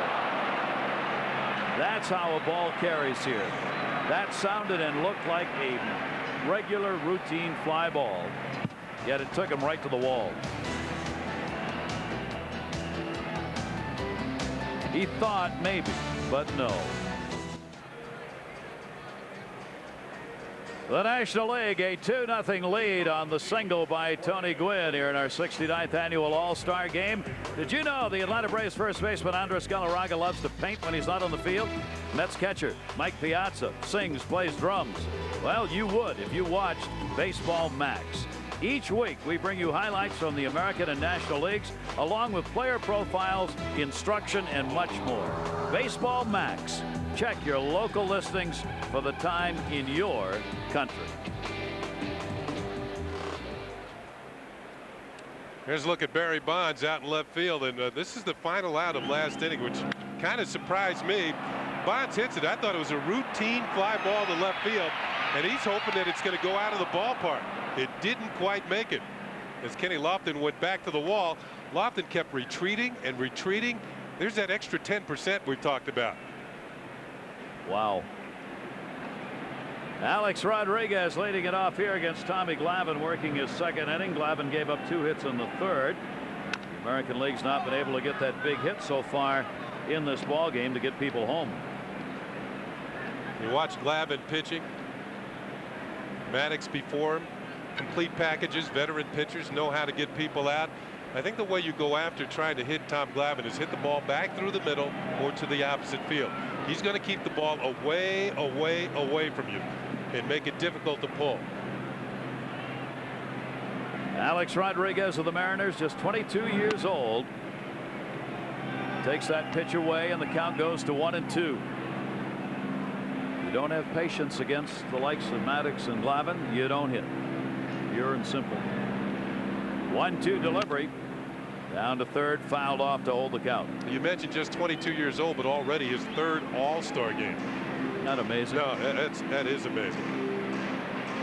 314 career average already for him. 310 coming into this All-Star game. But look at Mike Piazza's glove outside, and you see he tries to pull the ball. You're not going to get anything but a slow roller to the left side. 1-2 delivery, chased the high one that time and fouled it off. 1-2. You would think now you got like Mike Piazza catching here is going to have to hit against Tommy Glavine later in the year, that a catcher getting to work these Atlanta pitchers would get an advantage. No All-Star catcher that's caught these Atlanta pitchers, Glavine, Maddox in particular, has come away doing any better than anyone else. Because even though you know it's coming, you still can't hit it. You can't do anything it's so about finely it. tuned. They just don't give you the fat stuff to get the bat on. 2 ball, 2 strike count. And he reached, and he's got a base hit. Took it the other way, Kenny. Yeah, that's what I was talking about. You have to hit the ball the other way. If there's so many pitches on the outer half of the plate, you kind of have to be leaning that way. That's why Glavine, every once in a while, will throw that fastball inside to move you off the plate. He didn't do so to Rodriguez. And watch him go the other way, reach out and spank this ball into right field. Not his best swing, but a good reaction on the part of the hitter. Here's the reaction of the pitcher, Tom Glavine. Well, that ball's through the hole. And as he was taught many years ago, when the ball's hit to the right side, you start for first base as a pitcher. Leadoff man on in every inning for the American League, yet they've not been able to convert. Juan Rodriguez, and he'll foul that one off. The catcher from Texas had a single his first time up. We mentioned how during the regular season he has been 1, 2, or 3 in batting average in the American League, and how no catcher has ever won an American League batting title. In fact, only 2 catchers have ever done it in the National League. Ernie Lombardi, one of the great catchers of all time back in 1938 with Cincinnati, and Bubbles Hargrave with the 26 Reds. They are the only guys who've ever come away with batting titles as catchers. One of the ironies this year, at one point in the first half of the season, Ivan Rodriguez and Jason Kendall, the Pirates catcher, were both leading their respective leagues in average. Catchers just don't do that very often, probably because they get so darn tired from catching that they haven't got enough left to hit for that kind of an average. At this point, as we look at the batting average of the American League leaders, Bernie Williams of the Yankees, who's scheduled to come off the disabled list and will perform in the second half of the season, been out about a month, barely leads Ivan Rodriguez by 3 points. It'd be something to have both catchers stay in that batting race in both leagues. 2 strike count here. Runner at first, nobody out. Reach for center field. Larry Walker coming. Bonds coming. Base hit. See another case in point. The outfielders have to play very deep here. The ball carries, and any blooper is going to fall in. They just can't get to it. There's a lot of room between the outfielders and the infielders. Good pitch by Glavine again. Once again, an American League hitter reaches out, hits one off the end of the bat, and it's going to fall in front of Larry Walker in center field. Not well hit, but well placed. Now the American League keeps doing it. American League has had 8 base runners and no runs. First 2 on, nobody out. Cal Ripken hit into a double play. His first time up. See the 15th straight start for Cal Ripken. Willie Mays had the record. Cal Ripken has now overtaken him with a start here in this game for consecutive starts. It's about longevity. He's probably got the record. Down the line and right towards that fair ball, and it's off the wall. Fair ball. 2 base runners almost catching each other. The 2 Rodriguezes will come across. Alex and Pudge tied at 2. Ripken with 2 RBIs on a double. Well, Ripken, like Barry Bonds, just missed a home run to the opposite field.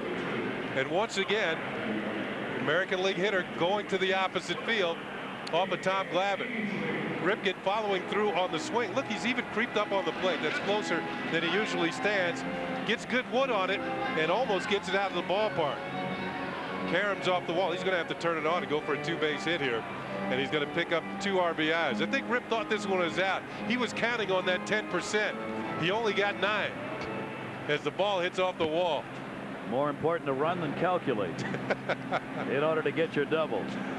There was Rodriguez thinking about tagging up, and now he's got another Rodriguez, no relation, right on his heels. and they both will score as they're waved home. It's like they were going to catch each other. 2-2 game.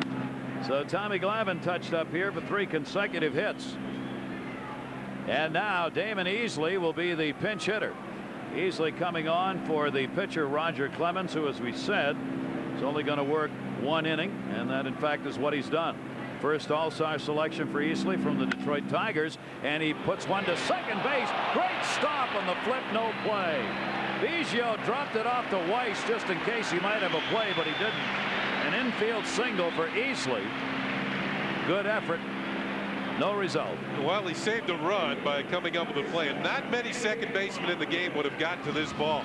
Easily off the bench, right back through the middle against Tom Glavine. Nice stab by Biggio. Now he flips it to Weiss to help hold the runner at third base and Ripken. There's Ripken. The ball is hit to his left, so he'll take off for third. You see the stop of Biggio and the heads-up play. Ripken has to hold at third. Still nobody out. First and third.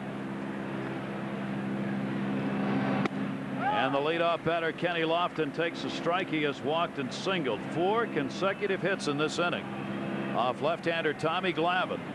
8 hits in the ball game now for the American League. They've tied this ball game up at 2-2 with the RBIs going to Cal Ripken, who's at third. And the slider misses outside. 1 ball, 1 strike. So Glavine touched up hard here in the All-Star game. He had a 2.63 ERA at the All-Star break, 4th best in the league, along with 12 wins, tying him with Maddox for first. And a check swing ground ball. Glavine. Runner holds at third. Ripken. He gets the out at first. On Lofton, down to second base went Easley. You know, if it wasn't for Greg Maddox winning 8 straight Gold Gloves and the Gold Glove representing fielding excellence at your position, well, his teammate Maddox has won it 8 years in a row. I think Glavine would have won it a few times. And this is a great play coming off the mound, stretching out, holding the runner at third, and then throwing out the speedy Kenny Lofton. That was a tougher play than it looked. Now can he work his way around some more trouble? Only 1 away, 2 in scoring position. Alomar is singled and popped out. Roberto Alomar, and the pitch is taken away for a ball. Glavine has already thrown 43 pitches in an inning and a third. Both he and Maddox, not noted for throwing a lot of pitches, have done so here in this ball game. 2-2. Alomar, good block in the dirt made by Piazza. You know, it's not that Glavine's been hit hard this inning. The only ball that was really hit with authority, I think, was Ripken's, and the others, you know, kind of opposite field hits and a blooper by Rodriguez. But it shows you that you don't need to have the big bombs to score some runs. So just put some hits together. 2 on here. Off speed pitch, swung on and missed. Home plate umpire says foul tipped and held on to, and a 2-ball 1 strike count on Roberto Alomar from the Orioles. Here's this look at this swing and a miss, and it looked like he was trying to load up on that one. Glavine checking Ripken at third. Fouls that one off. It'll even the count up 2-2. Alomar, 30 years old, a .304 career batting average. Coming into this All-Star game, he had 4 hits and 8 at-bats, including an All-Star game home run. There's his brother, Sandy Alomar Jr. 2-2 the count. Nasty off the fist. Well, you see Easley at second base and Alomar at the plate, 2 of the better second basemen in the American League. In fact, Easley probably is having the best overall season. This is his first appearance as an All-Star, but Alomar, you know, the veteran, he's been here every game of the 90s. Every All-Star game, he's been there. What a great treat. 2 balls, 2 strikes, 1 down. Game tied at 2. 2 runs in here in the 4th inning. Tommy Glavine going to work his way through this inning. Managers don't like to take any pitcher out in an All-Star game. They want him to finish whatever innings are supposed to work. This would be the 2nd and last for Glavine. Fastball inside at the letters that time, and the count goes full. 3 balls and 2 strikes. The guy who wouldn't mind seeing Glavine come out is Bobby Cox, the manager of the Atlanta Braves. Gets to throwing too many more pitches, and he may call down here and say, hey, Jim Leyland, think you can get my guy out of there? Well, first of all, he starts off with Maddox, then he comes right back with his second best starter in Glavine. He's using these guys up. And he walked him. So Tommy Glavine has surrendered 2 walks in his 2 innings of work, and the bases are loaded. 49 pitches thrown. And you know Jimmy Leyland, the skipper of the Marlins and of this National League All-Star team, is a little concerned about that. And he will make a call to the bullpen here to get some action going. That didn't look like such a bad pitch. Alomar showing the good eye and drawing ball 4. And it puts Glavine in a very, very tough spot. Bases loaded, and Ken Griffey Jr. coming to the plate with only 1 down, infield at double play depth. And Griffey going for the salami right there. Strike 1. Griffey with that unique stance where he holds the bat just over his shoulder, kind of rocks back and forth before he gets his timing. He does like the ball out over the plate, and you saw that big swing. Griffey really wound up on Glavine that time. Single in his last at bat. 1 strike count, 1 away. Inside corner, called strike 0-2 on Griffey.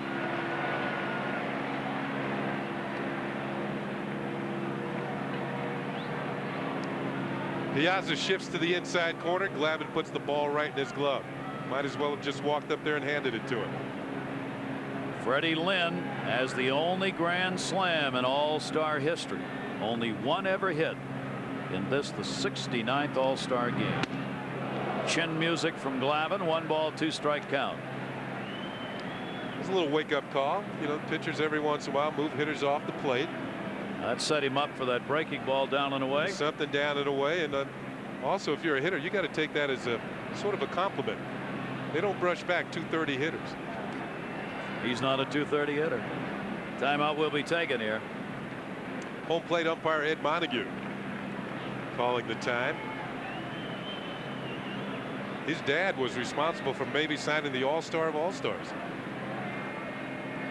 1-2 count. Griffey fouls it back. His dad was a scout for the Giants years ago, and you know, a lot of people I think have taken credit for this, but his dad was involved, let's say, in the signing of Willie Mays, who holds several All-Star records. Heard you talking about him. Took the mask off so we could see. Yeah, all right. Appreciate that. Ed Montague. 1 ball, 2 strike count. Sacks full. Glavine to Griffey. Missed inside. 2-2. Willie Mays, who holds the All-Star record for runs scored. He scored 20 runs in 24 All-Star games. And I think he has the most All-Star hits, too, 23. Leyland's got action in the bullpen. Kevin Brown. 2-2. 3 balls and 2 strikes. Glavine wanted that one right there. Didn't miss by much.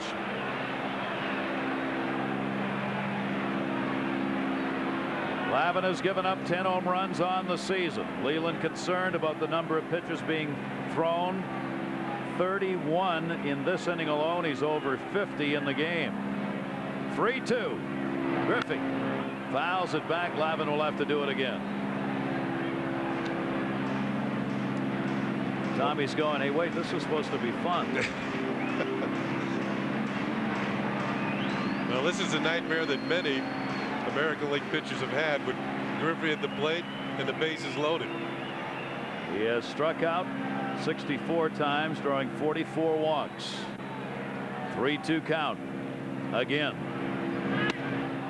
Walked him and walked in a run. Griffey will get the RBI as Cal Ripken crosses the plate. The bases will remain loaded, and the American League now has a 3-2 lead. And Jimmy Leyland is on his way out. And he wants to go to the bullpen. He was hollering to the second base umpire, Brian Gorman. And that's because of the number of pitches thrown here that he's going to get him out of there. And that's appropriate. I think he got the call from Bobby Cox. Yeah, I think he did. Tough outing for Glavine. 57 pitches thrown. Kevin Brown on when we come back. American League leading at 3-2. Sun setting here in Denver outside of Coors Field. What a beautiful sight here on this Tuesday evening. We hope it's as nice wherever you are in the world. Gary Thorne, Kenny Singleton, thanks for joining us. Major League Baseball International's coverage of this All-Star game, and Kevin Brown out of the pen. Look at his numbers on the year. 10 wins, 3 losses now for the San Diego Padres. 2.67 ERA. Strikeouts and walks, a very good ratio. Not many hits, fewer hits than innings pitched. Tough pitcher. And foul back by Gonzalez, so the bases remain loaded. And Juan Gonzalez, he'll get the opportunity to hit the second ever grand slam in All-Star history. Easley, the lead runner, at third now. Alomar at second, and Griffey on at first. Tommy Glavine gave up 5 hits in an inning and a third, didn't strike anybody out, and he walked 3. Brown, that one to center field. Tagging up at third. Easley, Walker's got it. Throw will come into third base. Gonzalez will be credited with a sacrifice fly and an RBI, and the American League's got a 4-2 lead. Well, I know a lot of Juan Gonzalez's fans would like to see him go for the distance and cash in all 4 of the runners. One thing he will do, he'll get at least one of them home. He got the sacrifice fly to center field, and I don't believe he hit the ball well off the end of the bat and broke his bat, and the ball still travels to medium deep center field. If he gets good wood on this, I mean, this ball is still going. Walker hauls it in, and he picks up the RBI on the sacrifice fly. Power and thin air combining. Jim Thome going for the downs right there. Fouls that one back. He has walked and flied out. This is the 9th man up in the inning. The American League has hit around here in the 4th inning, picking up the 4 runs, all charged to Tommy Glavine, who gave up 4 consecutive hits, got a batter out, and then walked 2 more. And the American League's on top 4-2, out hitting the National League 8-2 in the ballgame. Thome takes the fastball from Kevin Brown up high. For Kevin Brown, this is his 4th All-Star appearance. He's having a great season in San Diego, 10-3 and 7-0 in his last 8 starts. Jim Thome fouls it off at the plate off Brown, 1-2. San Diego Padres are on top in that National League West by 5.5 games, and he's one of the reasons why. Another team that's in all likelihood going to go to postseason play. 1 ball, 2 strike count. Runners on at first and second with 2 down now. Right-hander to Thome, misses down low. 2 balls and 2 strikes. American League continues to send up these great RBI men.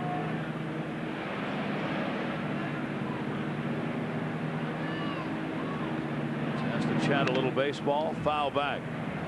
We told you Jim Thome's numbers all around are just spectacular. 73 RBIs, 3rd in that department. He is 1st in doubles, 2nd in runs, 7th in average, 2nd in walks, 2nd in slugging, 2nd in on base. Not much more offensively you could do. 2-2 delivery to him. Strike 3 call. Brown with a fastball. Works his way out of the inning, but it was a big one as the American League batted around, coming up with 4 runs. Cal Ripken driving in the first 2, had 2 on, and delivered this 2 RBI double. Welcome back, everybody, to Coors Field in Denver, where the American League has jumped out to a 4-2 lead in this 1998 season, the year of the chase. Mark McGwire, can he reach the 61 home runs? Griffey, Sosa, Galarraga all have a chance. So does Rodriguez, all of whom you are seeing here tonight. This is going to be a tremendous season. I know the races aren't what you might think, but you look at the individual records that could be broken this year, and I have a feeling that the home run record will fall this year. And if fans can remember last season, both McGwire and Griffey had very poor Julys, and that's supposed to be one of the hot months. McGwire hit only 6 home runs in July. Griffey hit only 3.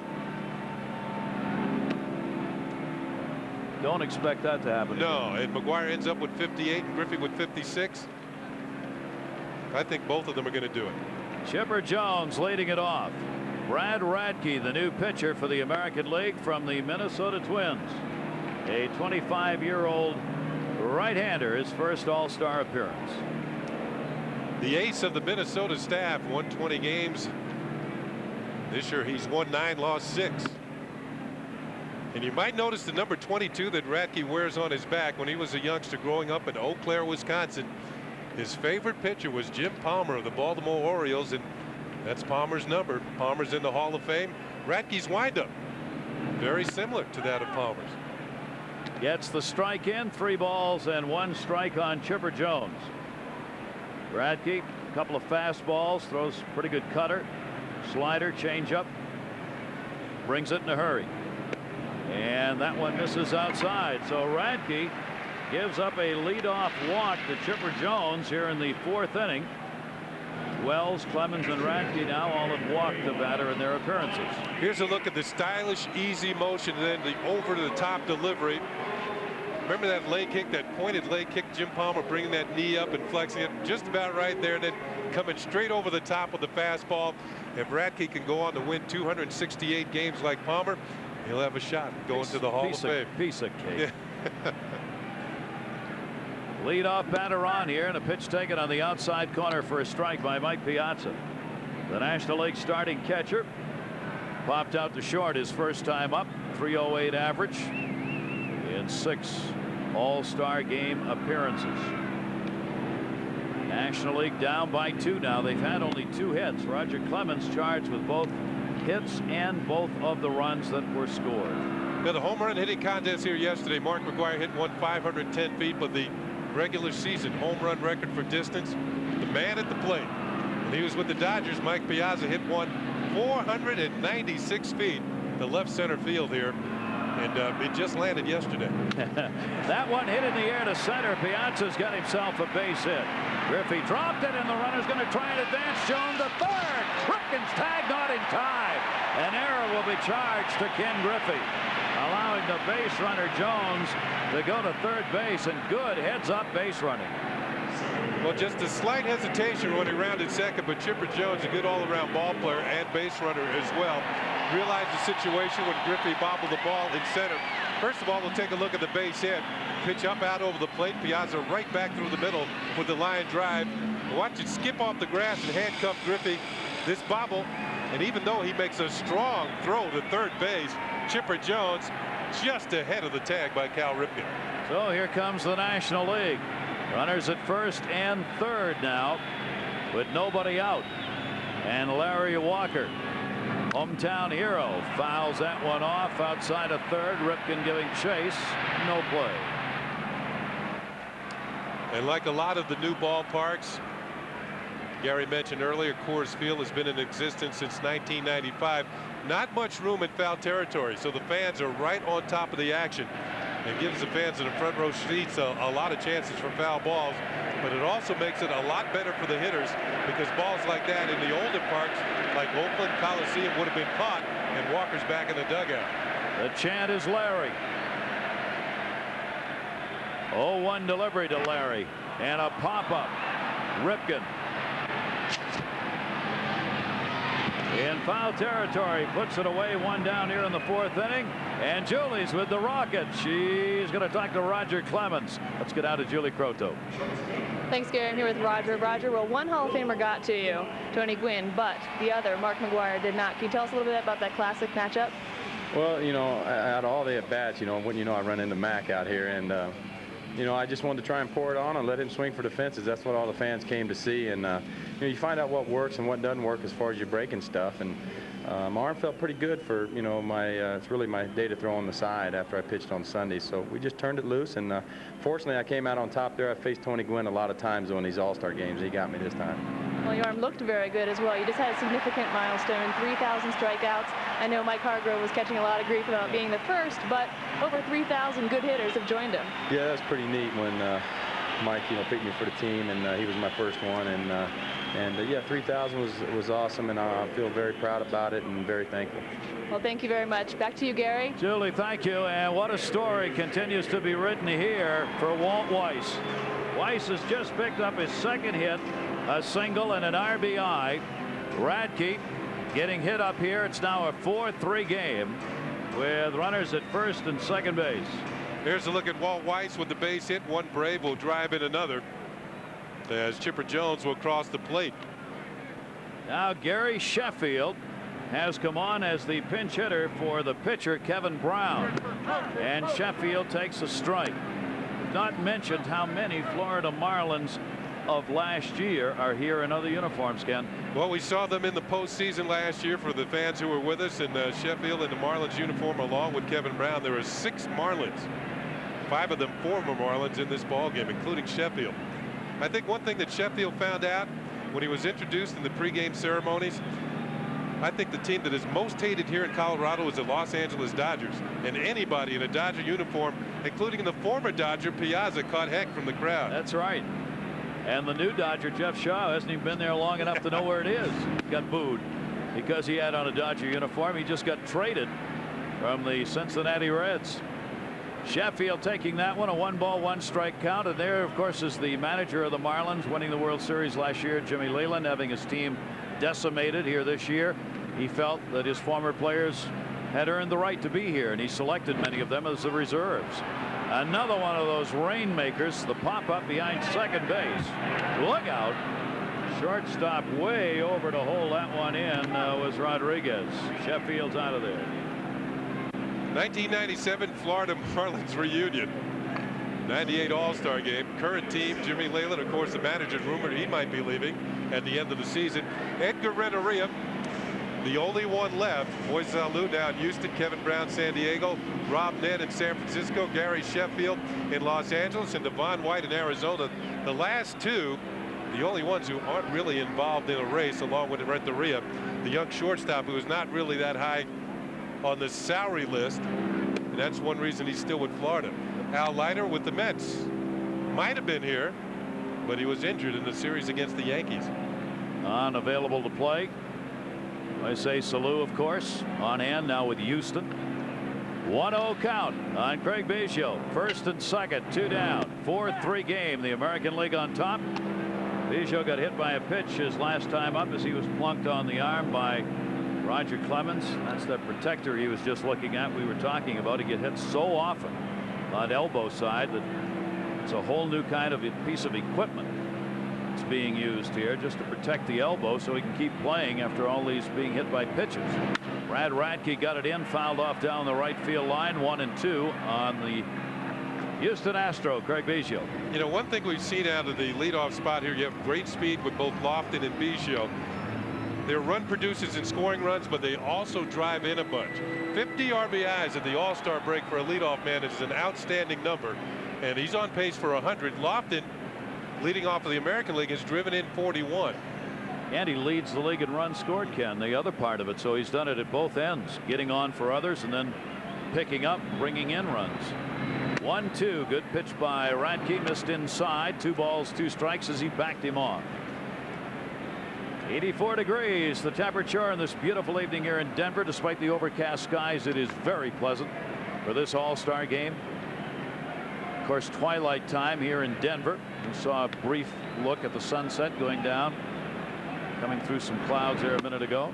Radke missed inside, and the count goes to 3 balls and 2 strikes. Another close pitch not called a strike. Radke's forte is his control. Doesn't walk many. In fact, all these pitchers in this All-Star game, they can just about put the ball where they want to. And they have to against these hitters. 3-2 away. Runners will be going at first and second. Craig Biggio's gone. Breaking ball in the outside corner. Radke gets the strikeout. 1 run picked up on a couple of hits, an error, and 2 are left on base. National League gets 1, but they trail 4-3.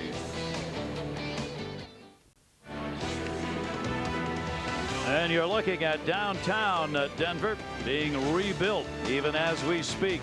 as a commercial and business center in this ballpark. A part of that. Welcome back to the 69th annual All-Star Game. The American League leading it by a score of 4-3 as the hitters have started to have some kind of an impact. Take a look at Alex Rodriguez. Alex Rodriguez will lead it off for the American League here. And Alex Rodriguez, despite his young age, only 22 years old, he has put together some great seasons, both offensively and defensively. His numbers have been outstanding. When you look at some of the numbers, Major League Baseball record for shortstops in any 2 consecutive seasons, 59 home runs in back-to-back years over a two-year total, and all those RBIs and hits. I think you're looking at a future Hall of Famer. A great one right there, and a long way to go in it. Devon White has come into the ball game to play in center field. Larry Walker was playing there. He moves over to right, takes Tony Gwynn's place, and Tony Gwynn has come out of the ball game. Those changes, and right-hander Andy Ashby from the San Diego Padres, third best ERA in the National League, comes on in place of Kevin Brown, who worked an inning and struck out 1. 92 strikeouts, 35 walks, and 142 innings. Ashby keeps the ball low. Good sinking action on his fastball, and he was a former Colorado Rocky. And a good one. Yes, he was. But he's gotten better since going to San Diego. Colorado's noticed that, as always. 1-1, punched in the air to right field deep. Maybe the first stinger. It is way back. It is gone. Goodbye. Home run. Rodriguez gets it.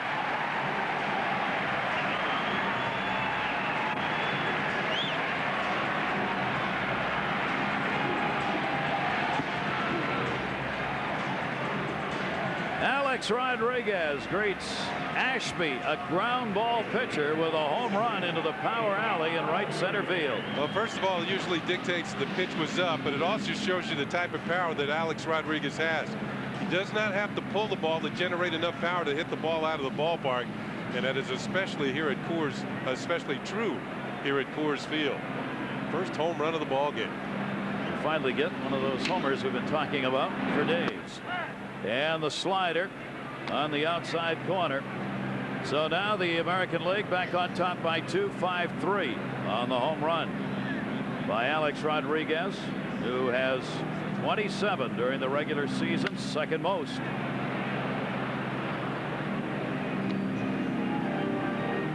Well, Rodriguez certainly happy. Fills a column for his all-star career, his first all-star home run. I believe it's going to be the first of many. See the pitch is up, as I suspected. Piazza reaching up to catch the ball that he never got leather on. A lot of wood in between that ball and his glove, and out of the ballpark for a home run. So Rodriguez picks up hit number 9. 9 hits in the ball game for the American League. He really drove that one. He's had a 2-for-3 day for Alex Rodriguez, with a home run and a single, and a couple of runs scored in the ball game. Well, after the first 2 innings of 2.5 innings of nothing happening on the scoreboard, the last 2 innings, runs have been scored. The hitters are picking up the pace here. 2-2 delivery, foul back. 5-9-1 for the American League, 3-4-0 for the National League. Leadoff batter for the American League has reached in all 5 innings in this game. You don't want that happening if you're the pitcher, because that certainly increases the chances of scoring in baseball. You can get that leadoff man on. 2-2 delivery, and that's taken up high. 3-ball, 2-strike count. One thing that Johnny Oates, the manager of the Texas Rangers, has done this year with Ivan Rodriguez, he has moved him down in the lineup. As we look at the setting, the backdrop of the clouds here beyond the fence in left field at Coors Field. 3-2, powered but foul down the right field line. Count will stay 3 balls, 2 strikes. And by moving Rodriguez down in the order, trying to get more RBIs out of the 5th and 6th position in the order, and backing up Juan Gonzalez. Rodriguez with 48 RBIs at the All-Star break, and he should get somewhere near that 100 RBI mark. Number of runs going to be scored is phenomenal here, with these RBI numbers being put up. punches that one down the right field line again. Walker over. Then that corner's got room and puts it away. Ivan Rodriguez retired.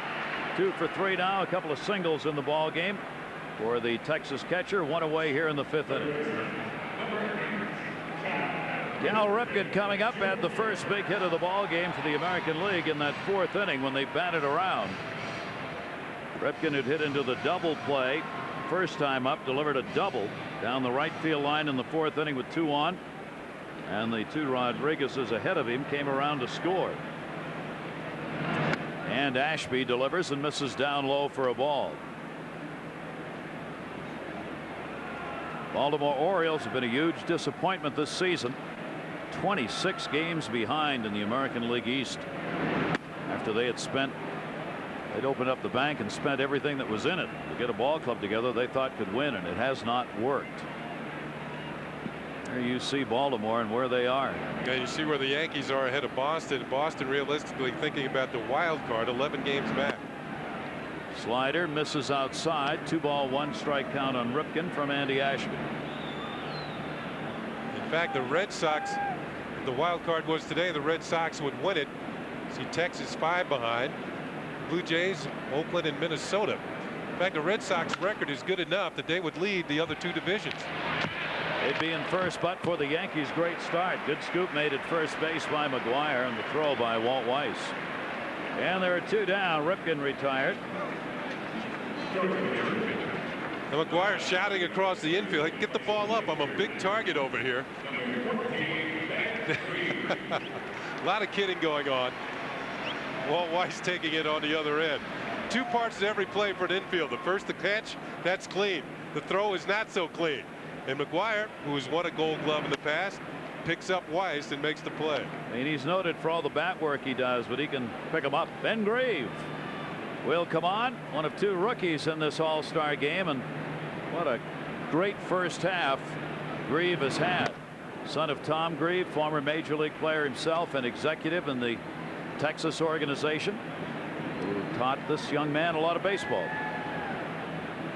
Like Ben Grieve, #1 pick of the Oakland A's, and one of 2 rookies in the game, along with Rolando Orojo of the Tampa Bay Devil Rays. But Grieve, one thing you've got to be impressed with is his poise at the plate. Doesn't swing at very many bad pitches. His swing has been compared to Ted Williams, of all people, at such an early age. That's scary. Yeah, it is kind of scary. Well, his numbers have been scary. Among the rookies, he leads in almost every offensive category. Home runs, RBIs, runs, hits, total bases, doubles, walks, on base, slugging, all of them. And he draws a walk right here. So Ashby surrenders a walk to the rookie. Grieve goes down as a pinch hitter on at first base with 2 away, and back to the top of the order. You mentioned his dad, Tom Grieve, with the Texas Rangers now in their organization. Tom was a #1 pick by the Washington Senators back in the 60s, and Ben a #1 pick by the A's. They're the only father and son combination been picked #1 in the draft. You see Grieve in that on base percentage among the leaders, 5th overall, and he's on again here. That's a lot of baseball talent being handed down the genes if you got dad and son as #1 picks. Kenny Lofton, the leadoff batter, 2 singles, 2 for a walk rather, and a single, 1 for 2. Runner on at first base, 2 away.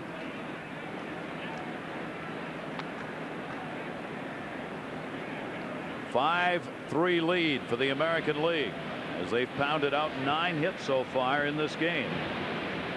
And for Kenny Lofton, here's what he's done tonight. He's up for the 4th time in 5 innings. And a chopper to second base.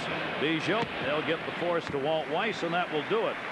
But the leadoff home run by Alex Rodriguez off Andy Ashby has added a run to the American League here in the 5th, and they are now back on top by 2, 5-3.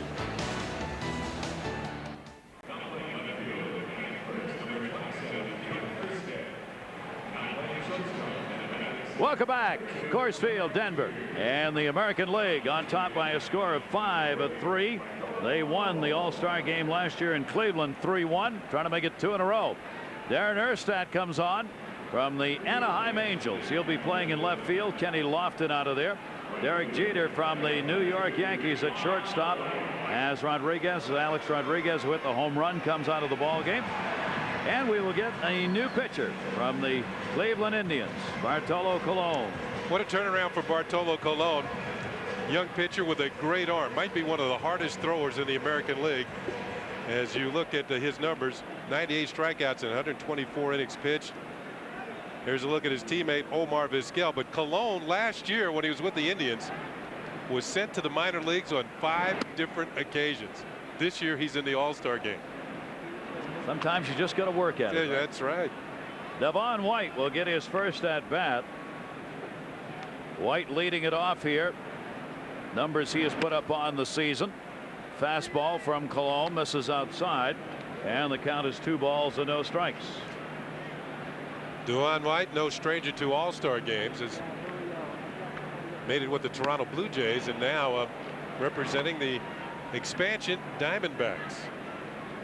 Goes after big time heat right there and does not catch up to it. A 2-ball 1-strike count.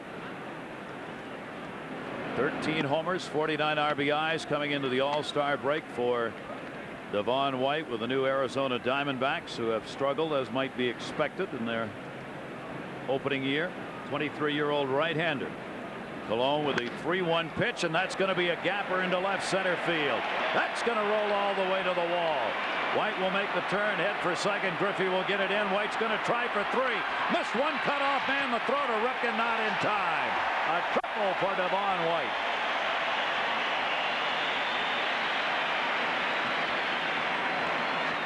Well, we talked about all the home run hitting, but still one of the most exciting plays in baseball is the 3-base hit or the triple.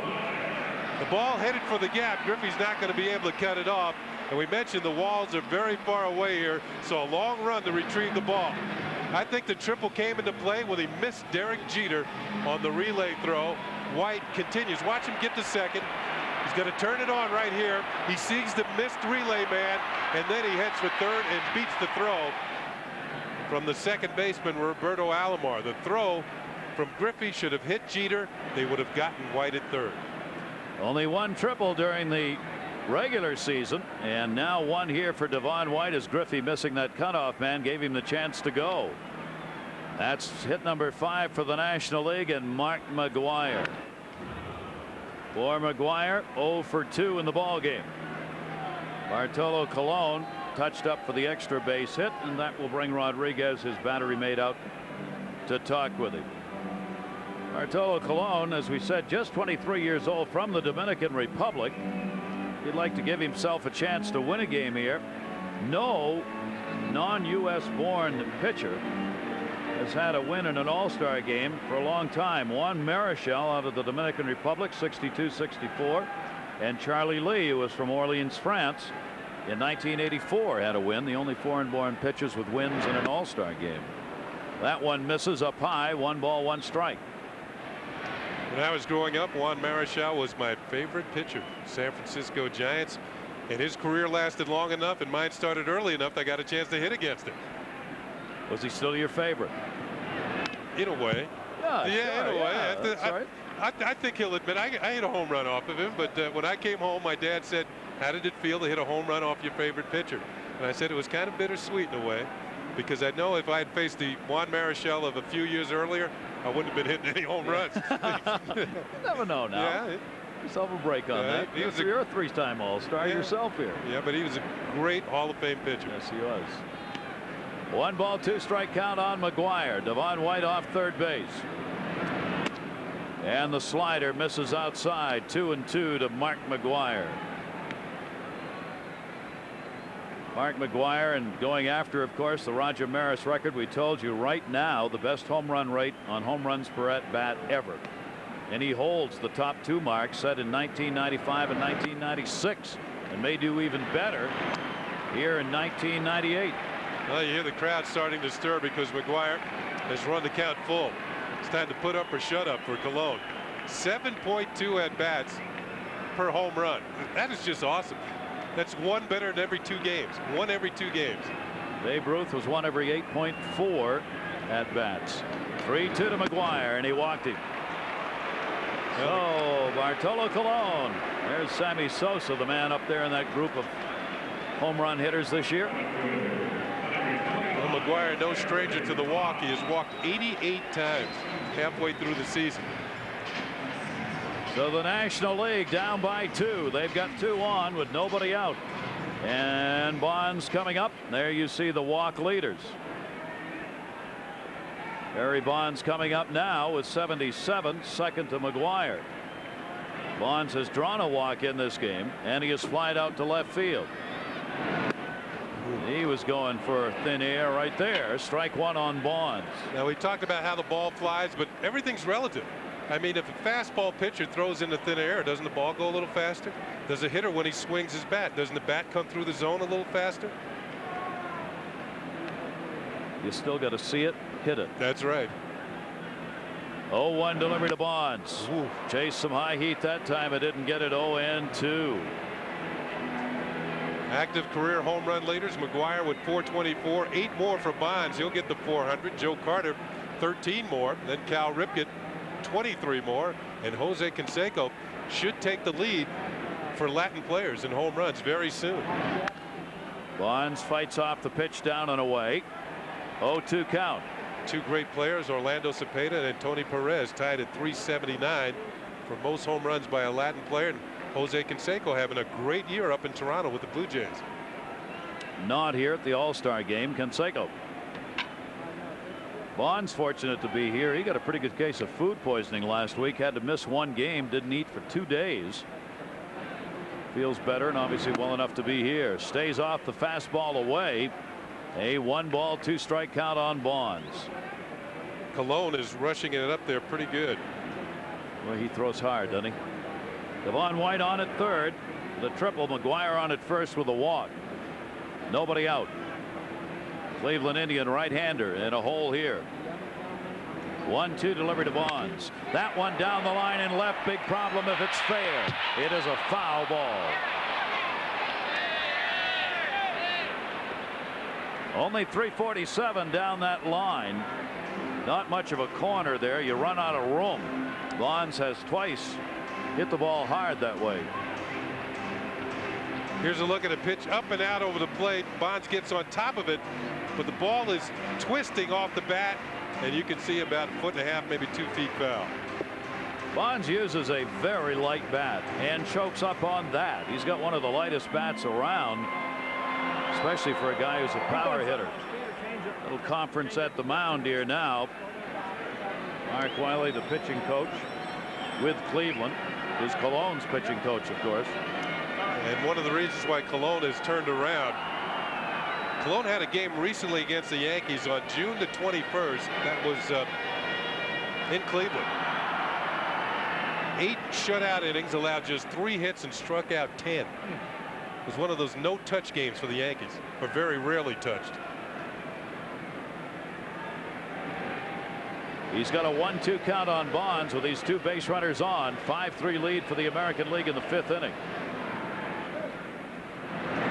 Bonds takes it down low. 2-ball 2-strike count. We have seen the bullpens active here tonight. Rolando Araujo up in the bullpen now. These pitchers, Glavine had to come out of the ball game. Brown came on for him. Another shot down that left field line, curving, and that's going to be a foul ball. Remains 2 balls and 2 strikes. Bonds has taken several shots at that foul pole down the left field line. If he were a field goal kicker, he'd be out of a job because he can't get it through there. It ain't fair territory. He's providing some souvenirs, though, I will say that for him, of this All-Star game. Also a tough at bat. This is going to be the 8th pitch thrown to Barry Bonds in this at bat. It's a 2-2 count. Outfield still playing him to pull the ball, even though he keeps whacking it down the left field line. 2-2 delivery to him, and he pulls it. Oh yeah, way back right field. Take a good look. Goodbye home run off the facade of the upper deck.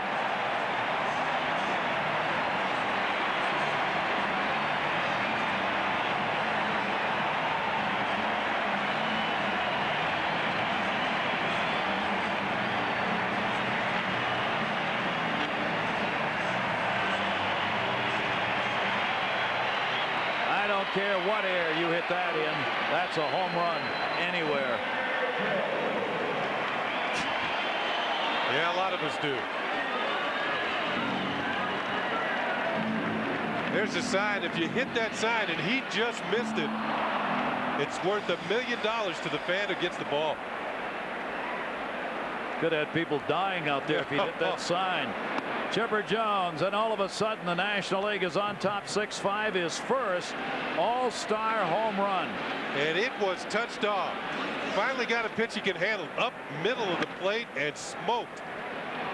Ground ball to second base by Chipper Jones, and the throw a little off the mark by Alomar, but Jim Thome hauled it in, and there's a buzz going on here at Coors. Hey, here's the reason why, Gary. The pitch is right. Oh, Bonds. Well, I guess he got tired of going to left. Certainly went to right on this one. Deep to right, and there's the sign. Just missed it. And the fan in the lower deck there have got that ball. If it had hit the side, been worth $1 million. You better believe that fan's going to want a video replay. Did he know it? You're sitting under that sign, you know it. Wow. What a shot by Bonds. 20 at-bats to get that first all-star home run, and a 6-5 lead now for the National League.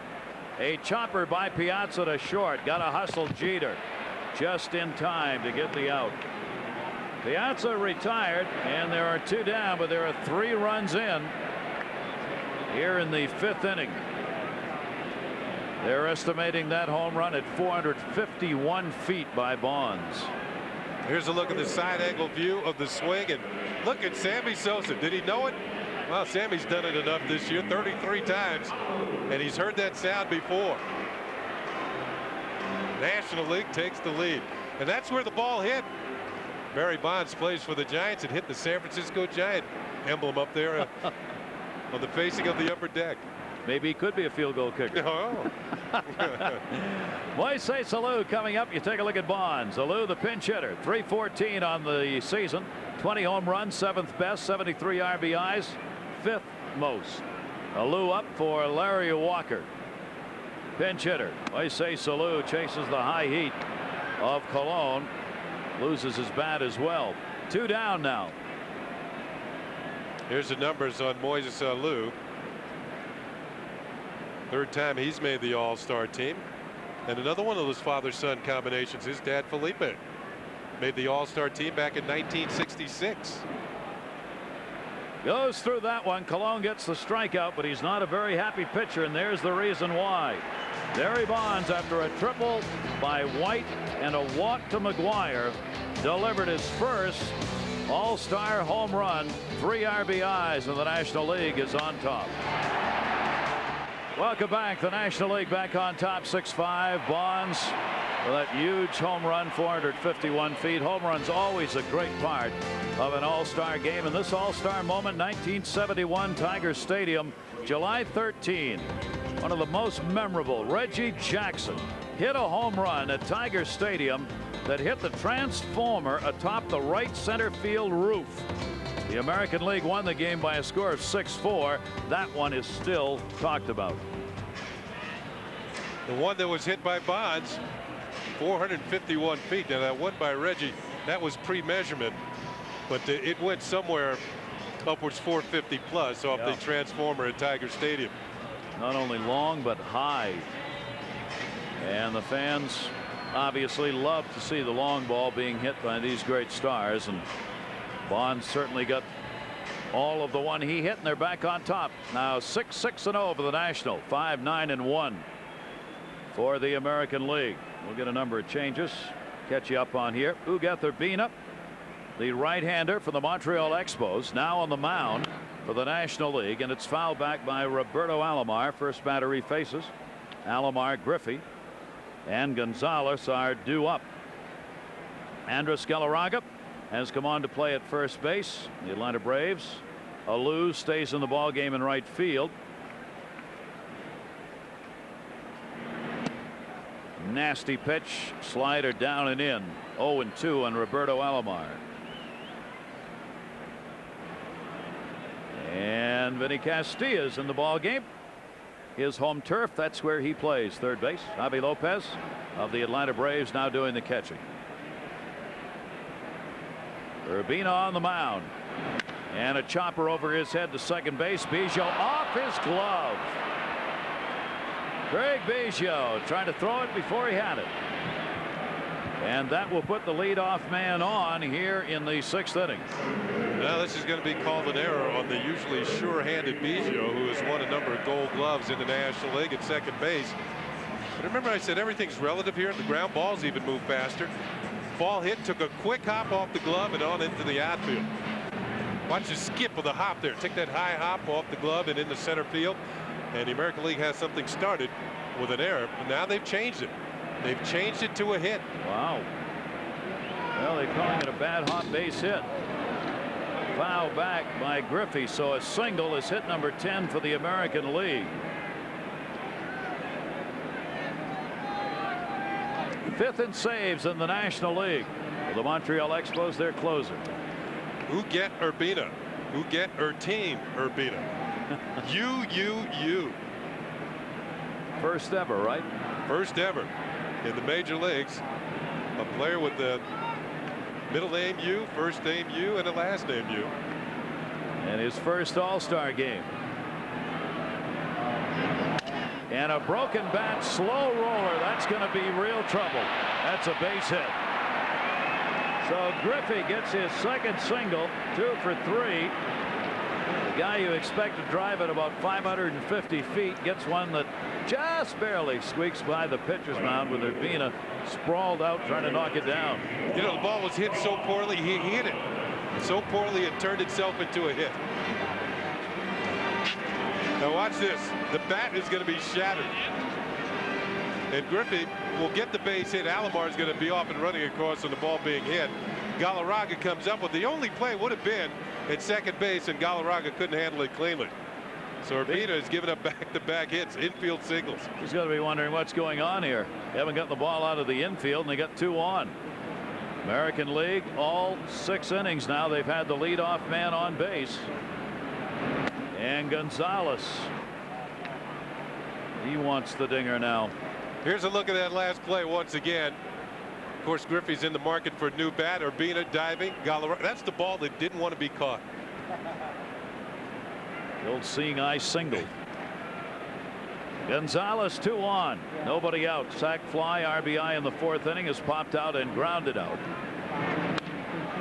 Got fooled on that one, behind on an off-speed delivery by Urbina, and the count goes to 2 strikes. He was looking dead red and didn't get it. By the financial constraints of the Montreal Expos ball club, the last few years they've had some pretty good closers, and they've had to move 2 on because of the fact they were making too much money. Prior to Urbina, it was Mel Rojas, who's now with the New York Mets. He was traded to the Cubs, then on to the Mets. And Rojas was pretty good in his job up in Montreal.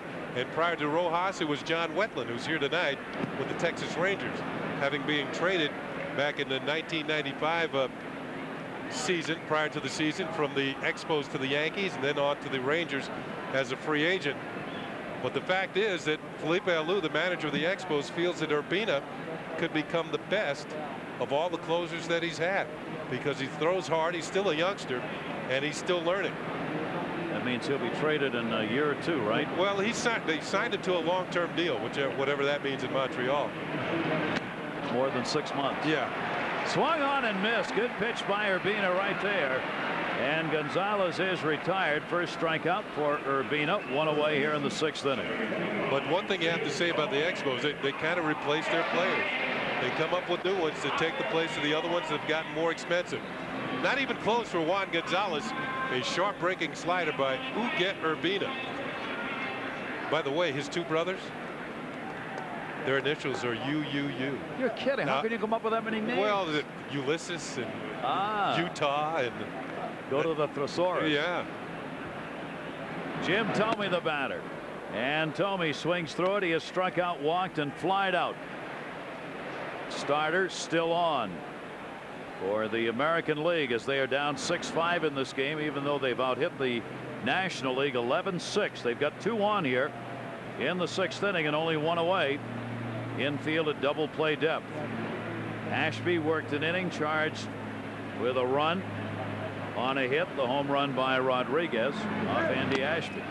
Thome swings, big cut on that one, strike 2. Good tight slider by Urbina. A slider meant to look like a fastball until the last second when it breaks sharply. And with Urbina being able to push up the radar guns and throw very hard, somewhere around 95 to 97 miles an hour, you have to start the bat. And he starts it on what he thinks is a low fastball. Turns out to be a slider in the dirt. Going to the rosin bag, Urbina. The American League now has had 16 base runners in 5 1/3 innings, as the National League pitchers Maddox, Glavine, Brown, Ashby, and now Urbina have had to work with runners on every inning. Runners go, and the 0-2 pitch, and no throw made. A double steal. Alomar goes to third. Griffey goes down to second base. Not much of a chance for Javi Lopez. The pitch was in the dirt.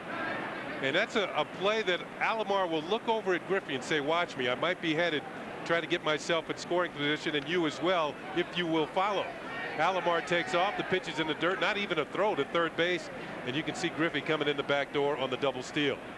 A big chance now for Jim Thome, third in the league in RBIs with 2 in scoring position. Here's a look at that pitch in the dirt, and Lopez was all he could handle just to catch it, let alone throw it. Good block. If that gotten by, a run probably would have scored. Only one away. 1-2 delivered to Thome. Check swing, and that'll be fouled off outside of third. And the count will stay at a ball and 2 strikes. We started out with the pitchers dominating for about the first 3 innings. Now all of a sudden the hitters are on base regularly. You know what I think has happened here, and by the game starting at 6 o'clock local time, hitters maybe not able to see the ball quite as clearly. Now it's getting later in the evening. The lights have taken effect, and there's more of a contrast between the ball and the surroundings. A little easier to see, makes it a little easier to hit. Second and third occupied. 1-2 count. Urbina to Thome. Fouled off Javi Lopez's glove, and the count will stay at 1-2. Had tough at-bats. That's what all these great hitters that you see in an all-star game give to you as a manager and as a team. Even when they make outs, the at-bats are hard. They foul off the opposing pitcher's best stuff, make him show everything. Will take 5, 6, 7 or more pitches in an at-bat. It's what good hitting's all about. Fight off the tough stuff and try and force the pitcher into a mistake that you can hit. Thome takes it inside, and you don't go after bad balls. 2-2. Urbina, the closer for the Montreal Expos, has picked up 20 saves this year for Montreal. Jimmy Leyland has several choices to close this ball game. Urbina was one of them. He has Jeff Shaw now of the Dodgers, Rob Nen of the Giants, and Trevor Hoffman of the Padres. All of them are closers by trade, and all of them have been outstanding this year. 2-2 delivery on the way to Thome outside. That was one of the big issues. The ball's right there at home plate.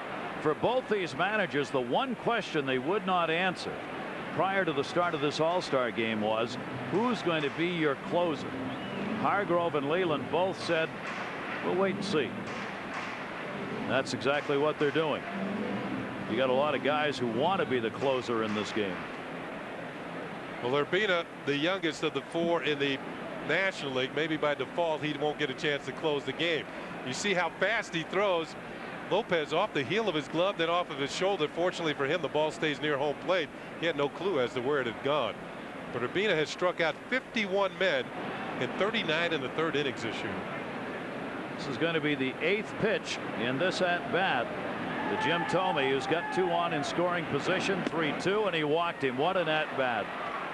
He wouldn't even give in on the 3-2. Thome would not go after it. So the bases are loaded with 1 away. To our viewers in the United Kingdom, where can you check the speed of your fastball? How'd you like to see if you can hit Major League pitching? It's all possible if you attend Major League Baseball International's baseball festivals. Participate, a carnival atmosphere, nothing but baseball. Get a postcard made, learn baseball tips, all coming up in the UK, July 9 through 11, Nottingham, Market Square, July 16 through 18, Manchester, Piccadilly Gardens, and in Bristol at Broadmead, the 24th through the 26th. For those in the UK, great chance to get caught up. Here is Derek Jeter. This is his first at bat.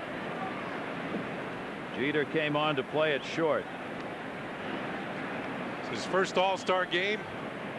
Having a great year for the Yankees. His numbers might have been even better if he had not been injured. Went on the DL for a couple of weeks. 1 strike count, 1 down. Bases loaded. Jeter. Strike on the outside corner from Urbina. 0-2. There's a matinee idol in baseball. You're looking at him. Big time in New York. One of the, of course, he's single and eligible bachelor, all that sort of thing. 0-2 count. Let's see. A star in New York. Yeah. A multi-millionaire. I don't know about that yet, but he's getting there. All-star baseball player. Joe Torre's your manager, who's going to kind of let you play this game. Torre has said that through the first part of the season, the MVP of the Yankees, who have had a great year, has been the man you're looking at, Derek Jeter. What a great compliment that is. 1-2 count to Jeter. Sacks are full. He takes the pitch up high. Only 1 down. The National League's lead is 6-5, but it is tenuous at this moment. Urbina trying to work his way into a ground ball to get 2 and get out of this inning. Jeter with 10 home runs. That one gets away from Javi Lopez, and a run will score. Alomar comes in with a tying run. Game time at 6, and it's on a pass ball as Javi Lopez has really had his problems catching Urbina. Well, it shows you the movement of the pitches, and that might have been a cross-up because right now they're having a discussion. I think Javi Lopez is looking for a slider, got a fastball up near the mass. He was looking for the break, couldn't handle the ball as it breaks off his glove. Now, the reason why it's a pass ball, as Gary called it, a wild pitch is usually a pitch in the dirt where a catcher doesn't have a chance. This one was up where he could get a glove on it, and it's called a pass ball, and that is like an error for a catcher, and the run scores. They will talk about the signs. That's why they were covering their mouths there. And Jeter swings and misses. So Urbina comes back and gets the strikeout. That'll be his second here in the 6th inning, and with runners at 2nd and 3rd, Jeter's retired and there are 2 down.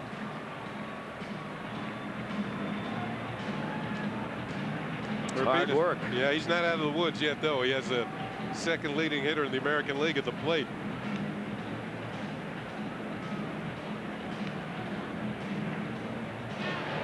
Jeter's first All-Star at bat, well, kind of painful as he swings and misses at strike 3, but not as painful as mine. I was hit by a pitch.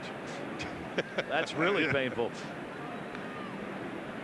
Now there are 2 down. Game tied 6-6. There goes the bat. It too carries further in thin air. Went all the way beyond third base. That's third base umpire Rick Reed doing the honors of retrieving the lumber for Ivan Rodriguez. Now watch this. You know, back at sea level, this would have landed maybe halfway down the third baseline. But here in Denver, all the way to the outfield grass. It's that 10% factor. He's going to go back and get a little pine tar here and see if he can hang on to that for his next swing. A run in, 2 on, 2 down. Rodriguez has had 2 singles in 3 at-bats for the Texas catcher, hoping to bring home Griffey, and Jim Thome is on at second base. 6-6. American League battling back here as the National League got 3 runs in the bottom half of the 5th inning on that 3-run blast by Bonds. That one gets away, and another run will score. Wild pitch. Griffey crosses, and it's a 7-6 lead for the American League. That one was in the dirt. Well, an unusual way to score some runs, but you know, the velocity of Urbina, and you know, Javi Lopez never caught him before, so he doesn't know how quickly he can get it up there. And this is going to be a wild pitch because this one is in the dirt, and it off the glove of Javi Lopez back to the screen, and the American League is going to pick up another cheap run. You know, there's the difference between the pass ball, the one he should have been able to handle, and the wild pitch thrown by the pitcher in the dirt. 1-1 delivery on the way outside. He only has one wild pitch during the regular season. 2 runs in here, 1 on a pass ball and 1 on a wild pitch. That's a big ouch. If you're the National League team, those really hurt. 2 ball, 1 strike count. Fouled off right at the plate, and Rodriguez has the count evened up on him now. 2 balls, 2 strikes. You saw a shot of Mike Piazza still in the dugout despite the fact he's out of the ball game. He's probably saying, glad I don't have to catch this guy. That's why when you get some of these pitchers who have such great movement on their pitches, they are assigned catchers, and one catcher even on their own team will catch them all the time, because if you don't, you end up with what you're seeing here. Pass balls and wild pitches. 2-2 count, runner at third base up high. The other thing that does, Ken, is when this happens, it starts to limit the pitcher's ability to throw the stuff he wants to throw. He's afraid. And all of a sudden he has to center one in the middle of the plate, and that's when he gets hit. Yep. 3-2 count, 2 down. Urbina. And that's going to be a base hit for an RBI. Rodriguez gets a single. Thome scores. Rodriguez now with 3 hits in the game for Pudge Rodriguez. First run batted in today, and it's an 8-6 lead for the American League. Great point, Gary, about the fact that it limits what you're able to do. You're afraid to make the tough pitches down and away because the catcher hasn't been able to handle you. Then all of a sudden you're throwing pitches in the middle of the plate, and watch where this one is. He can't throw a pitch right here to Pudge Rodriguez. Belt high, middle of the plate, and he just swamps it into left field for a base hit. Ball's hit like a rocket. So 3 runs in. There goes the base runner. No throw made by Lopez. Stolen base for Pudge Rodriguez.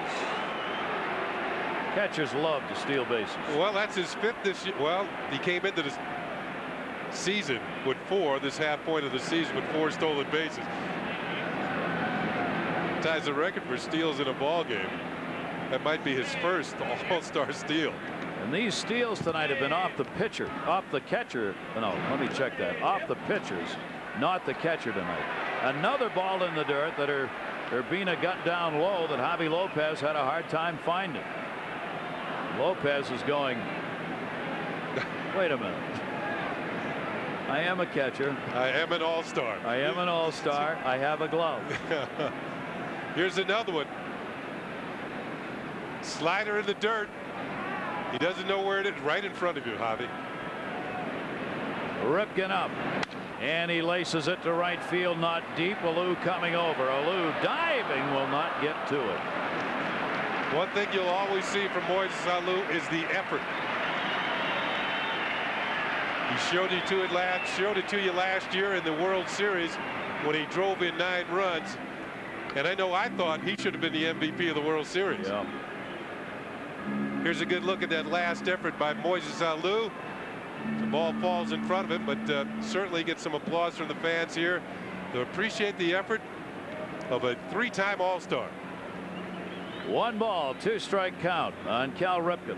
Ripken delivered a big hit way back in the 4th inning with a double that drove in 2. That chopper's at the plate, and it's foul. And the count remains at 1 ball, 2 strikes on Cal Ripken Jr. He has gone the distance here in this All-Star game. Well, it continues since the top half of the 3rd inning. In each half inning, we've had at least 1 run scored. Lots of base runners in this game. Urbina's thrown 33 pitches in this inning. That's more than he would generally throw in 2 or 3 games. 1-2 delivery inside. Javi Lopez having to box it. And you know Lopez now is just dying behind there. He's like, you know, how am I going to stop these pitches? I've got to get the whole body there. Just don't let it go by me. Instead of being an all-star catcher, he's turning into like a goalie in a World Cup. Just stop it. And you know if Felipe Alou's watching this game, wherever Felipe is, the manager of the Expos, he's watching Urbina get through a tough inning. He said, this is the guy who's got to close the game for me when we come back. Chopper to second base by Ripken, played by Bejo over to first, and that will do it. But 3 runs in, 1 on a pass ball, 1 on a wild pitch, and 1 on a Pudge Rodriguez single, and the American League's up by 2. A lot of runs would be scored in this game, and indeed they are. 8-6. 2 of the RBIs picked up by one of the game's great hitters, who's with Julie Cruto right now. Julie? Thanks, Gary. Tony, you got the best of Roger Clemens. I wouldn't exactly say that. I just kind of found a hole, and you know, Robbie usually makes that play and went off his glove, but I'll take it. I hadn't had a hit in 4 years, so it was nice to get one. 2,874 hits. You're looking to break 3,000 with all the records that players are going after and milestones they're trying to break. Do you feel pressure? I don't feel any pressure. I'm going to have fun with this one. I've worked a long time to get to this position, and I think this is one you should try to enjoy. So that's what I'm going to try to do. I'm not putting any pressure on myself to try to get there this year, but you know eventually you're going to get there, and so I'm going to enjoy it. Now, you're the definition of a franchise player. You've been with the Padres through the good, the bad, and the ugly. What does it mean to you to be leading the NL West? Oh, it's a good time right now, to be honest with you. This is the most fun I've ever had. We played really good baseball, and we're confident. We're a confident bunch. We just believe if we can go out there and get good pitching and good defense every day, we're going to have a chance to win. And really, this is what the game is all about. It's about winning. And so I'm going to enjoy this year. This year might be the last time we get to do this. So we're going to go out and try to win and try to enjoy it. It's always more fun to win than to lose. That's very true. Thank you. Gary? Julie, thank you very much. Araujo has come on to pitch, and Walt Weiss will lead it off here. You're taking a look at the first Cuban-born rookie pitcher ever named to an All-Star team. Rolando Araujo representing the Tampa Bay Devil Rays. Walt Weiss, center field. Erstad has moved over to center from left, puts it away, and Walt Weiss is retired, one away here in the 6th inning. A lot of changes here in the ball game with the benches coming on. New York Yankees right fielder now playing left field here in the All-Star game is Paul O'Neill. Darren Erstad, as Gary mentioned, moved from left to center. Manny Ramirez of the Cleveland Indians in right field. Scott Brooks of the Yankees now at third. Rafael Palmeiro of the Orioles now at first. And Sandy Alomar not in the game. Ivan Rodriguez still in there doing the catching. Rodriguez fooled us. He came out late. Alomar came out, started warming up the pitcher, and Rodriguez came back. A pinch hitter, Fernando Vina, on to face Araujo. Vina representing the Milwaukee Brewers. Here are a couple who could have been Cuban-born facing one another. They're not, because while Araujo is Cuban-born, Fernando Vina's parents moved to New York just before he was born for the purpose of getting him a U.S. citizenship and the opportunity to raise their son in the United States. He has been eternally grateful for that defection made by his parents to the U.S. and here he is in an All-Star game for the first time. Fernando Vina. 1-2 delivery to him and a line shot. He's going to get a base hit. Vina's on, so his first All-Star at bat is a single for Fernando Vina. You like to see good guys have good things happen to them. That's a good guy. Hit number 12 for the American League. Vina getting a pitch out over the plate and lines it into left center field for the base hit. And you see the concentration on his face, watching the outfielder to see if there's a miscue, and he could continue on down to second. One thing I liked about that base hit, he ran hard right from the start, only stopping when the play was made cleanly in the outfield. He never plays a game any other way, does he, Kenny? He's No, one not of those guys. He's a dirty uniform kind of player, just like this guy. Craig Biggio. If you wanted to go into the laundry business, you would definitely want Fernando Vina and Craig Biggio to be living in your neighborhood. I can't believe Craig Biggio, somebody cleaned his helmet. He's got to be ripped. Here's the 0-1 delivery. Biggio goes through an entire season without cleaning his batting helmet. And I bet somebody here didn't know that. The equipment manager of the Houston Astros, before he left to come from the All-Star game, cleaned that helmet up so it looked good in front of a worldwide audience. That's not fair. Well, you know, that's how it works. Great slider. So he's out of there, and the reason is he got that helmet clean. We know it. I want to remind you, this November, Major League Baseball returns to the land of the rising sun. Major League Baseball versus Japan All-Star Series will continue. Baseball's best players from the Major Leagues challenge Japan's All-Stars, a 7-game traveling series. Games will be played in the cities of Tokyo, Osaka, and where else? Fukuoka. You played there. Yes, I did. The '98 Japan Tour, November 5 through the 15th. Check with the broadcaster in your country for details. It's been a long time since I've been over there. I understand that in Japan they have some new stadiums. In Tokyo they have the Tokyo Dome, and I think they even have a dome stadium in Fukuoka, which might have held Eddie Murray's home run years ago. Devon White's got another hit. A single for Devon White, so he has tripled and singled in his at-bats. And the big hand for Andres Galarraga, who played here last year, now with Atlanta. Well, Galarraga left at the end of the season, signed with the Atlanta Braves. The Braves would give him one more year guaranteed on his contract than the Rockies would, and that's why he's in Atlanta. But still fondly remembered here, the only player ever on an expansion team to win the batting title. He did that with the Rockies in their first year in '93. And he has laid to rest all of those people who said, yeah, but he plays in Colorado. His numbers are just as good on the road when he played here as when he played home. They're just as good with Atlanta as when he played here. A towering fly ball. Deep center field's going to stay in the yard. But he got the fans on their feet. Andres Galarraga to the deepest part. Tommy Sant, first base coach, and Sandy Alomar Jr. and the fans all joining in the buzz on that one. No runs, couple of hits, 2 left on. Galarraga got him up, but he's out.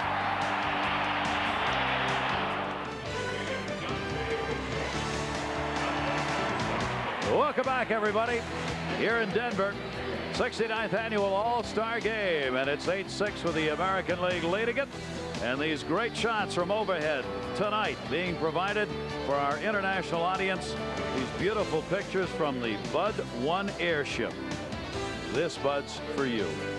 Gary Thorne, Ken Singleton, all of our crew, welcome back, everybody. Night's settling in here. This game, though, not settling in. It is wide open, going back and forth. 8-6 lead for the American League.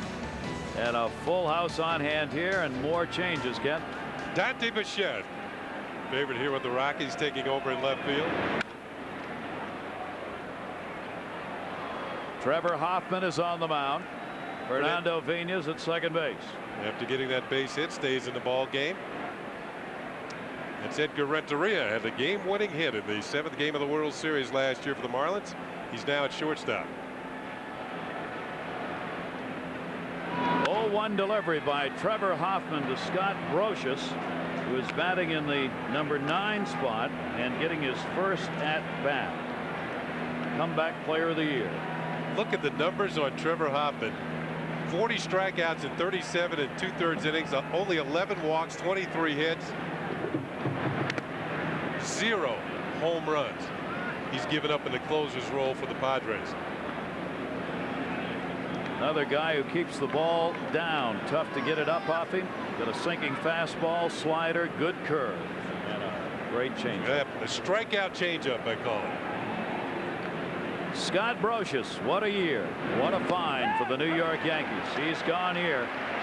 Hoffman gets the strikeout. Brocious is retired, and there's one down here in the 7th inning. Hoffman has all the weapons, and you heard Gary mention the curve, and that's it. Drops in the strikeout onto the corner for call strike 3. Here's a really good look at it. The break on the breaking ball. Ed Montague rings up Brocious for the first out here in the 7th. One down. Trevor Hoffman working here to Darren Erstad. Erstad is now playing in center field after he started in left after coming off the bench. Numbers he's put up: second in the American League in doubles, as he has picked up 28. Erstad here in an 8-6 game of the American League on top. Lead has gone back and forth. Fouls that one off down the left field line. 1 ball, 1 strike.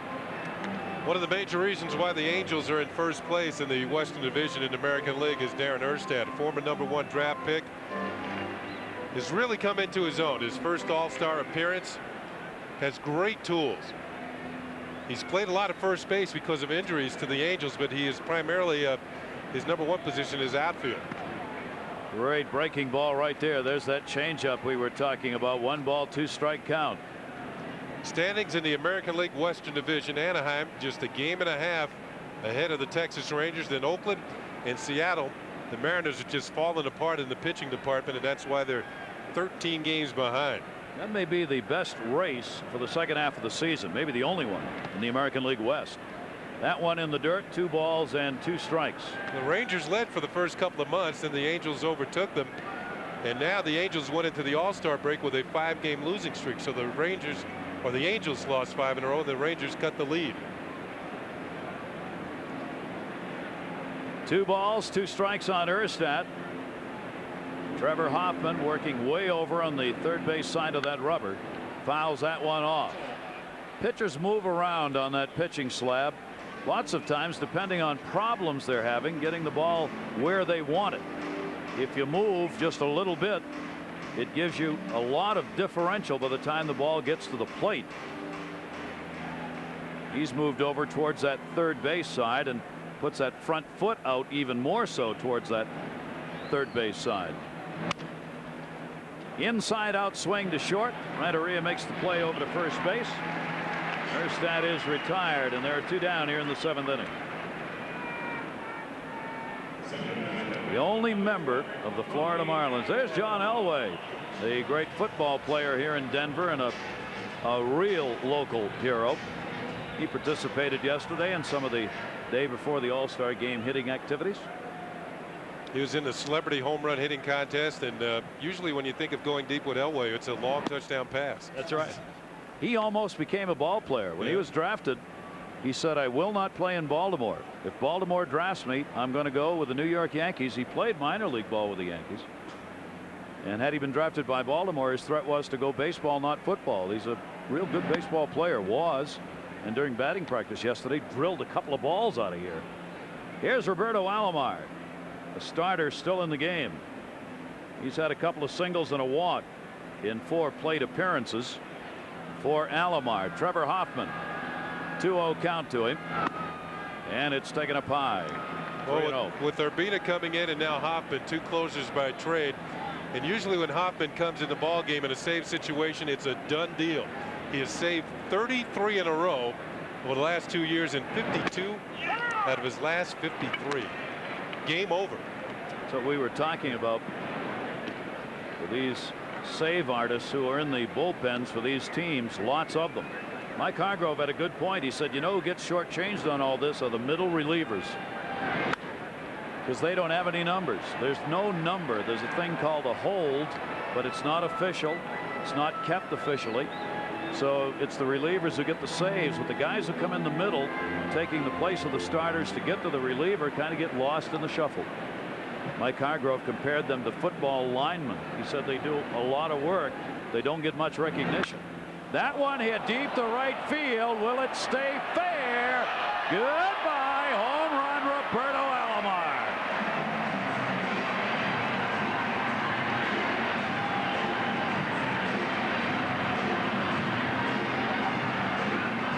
No home runs off Trevor Hoffman during the regular season. All-Star game put one up.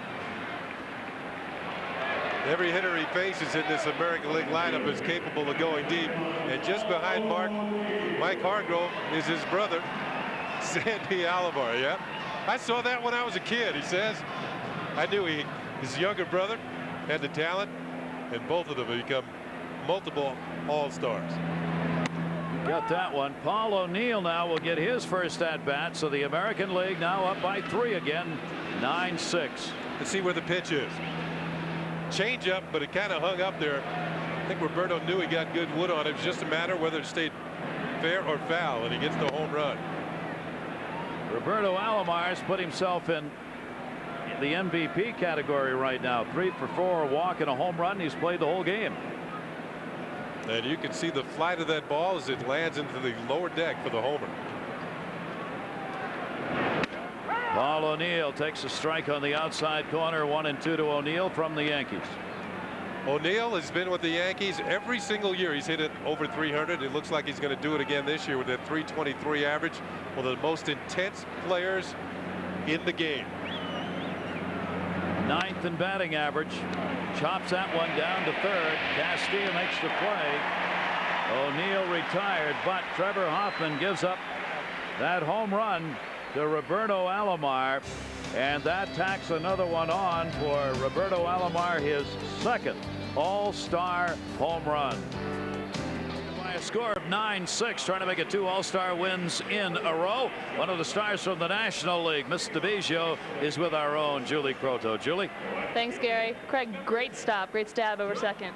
Well, thank you. Yeah, I mean, you know, it saved the run for a while and gave Tommy a chance, but they only had 1 run scored that inning, so which was good. And but once again, it's 9-6 right now, and in the bottom of the 7th, this game is far from over.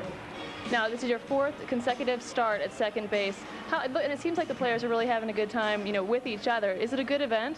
It's a great event. I mean, whenever you have an opportunity to come to a game like this, and especially in a city like this, I couldn't think of a better place to have an all-star game in Colorado.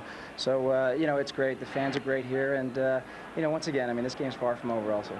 Thank you very much. Gary?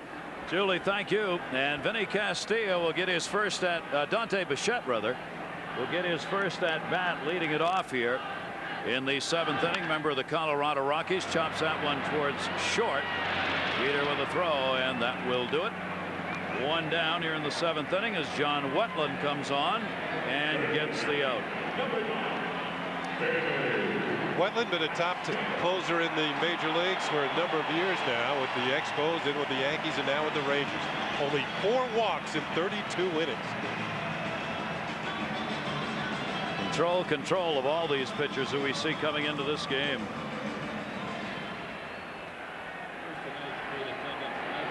One down, nobody on. Here's Vinny Castillo, another Rocky, and he takes the pitch for a strike.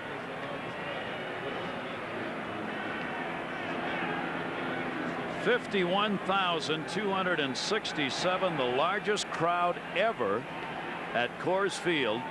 For this all-star game, they set a new record. Castillo pops it up right there at the plate. Alomar, Sandy Alomar now catching. Puts it away, and there are 2 down, so Wetland gets the first 2. International broadcasters on hand here. NHK sending the game back home. There are 3 broadcasters working here today. Venezuelan broadcasters also on hand here today, going back to Venezuela. Great to see you guys. Televisa from Mexico. They joined us all last year, of course, All-Star Game, the postseason, and the World Series. TBS also here from Japan. Wetland gets the strike. There they are. TBS going back to Japan.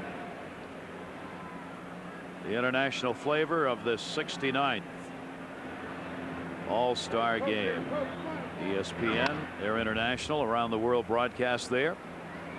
Javi Lopez fouls back another pitch, and the count goes to 0-2.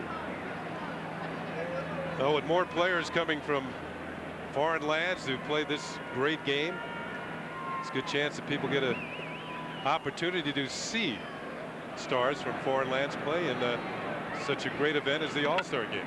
It's a great setting as this. It's a beautiful city and ballpark, and this great full house on hand. Javi Lopez reaches on that one. It has not been a Javi Lopez kind of day. John Wetland threw 7 pitches, all strikes, to get through that inning. 1, 2, 3. We've completed 7. The American League, they won last year, and they're leading in this one up 9-6.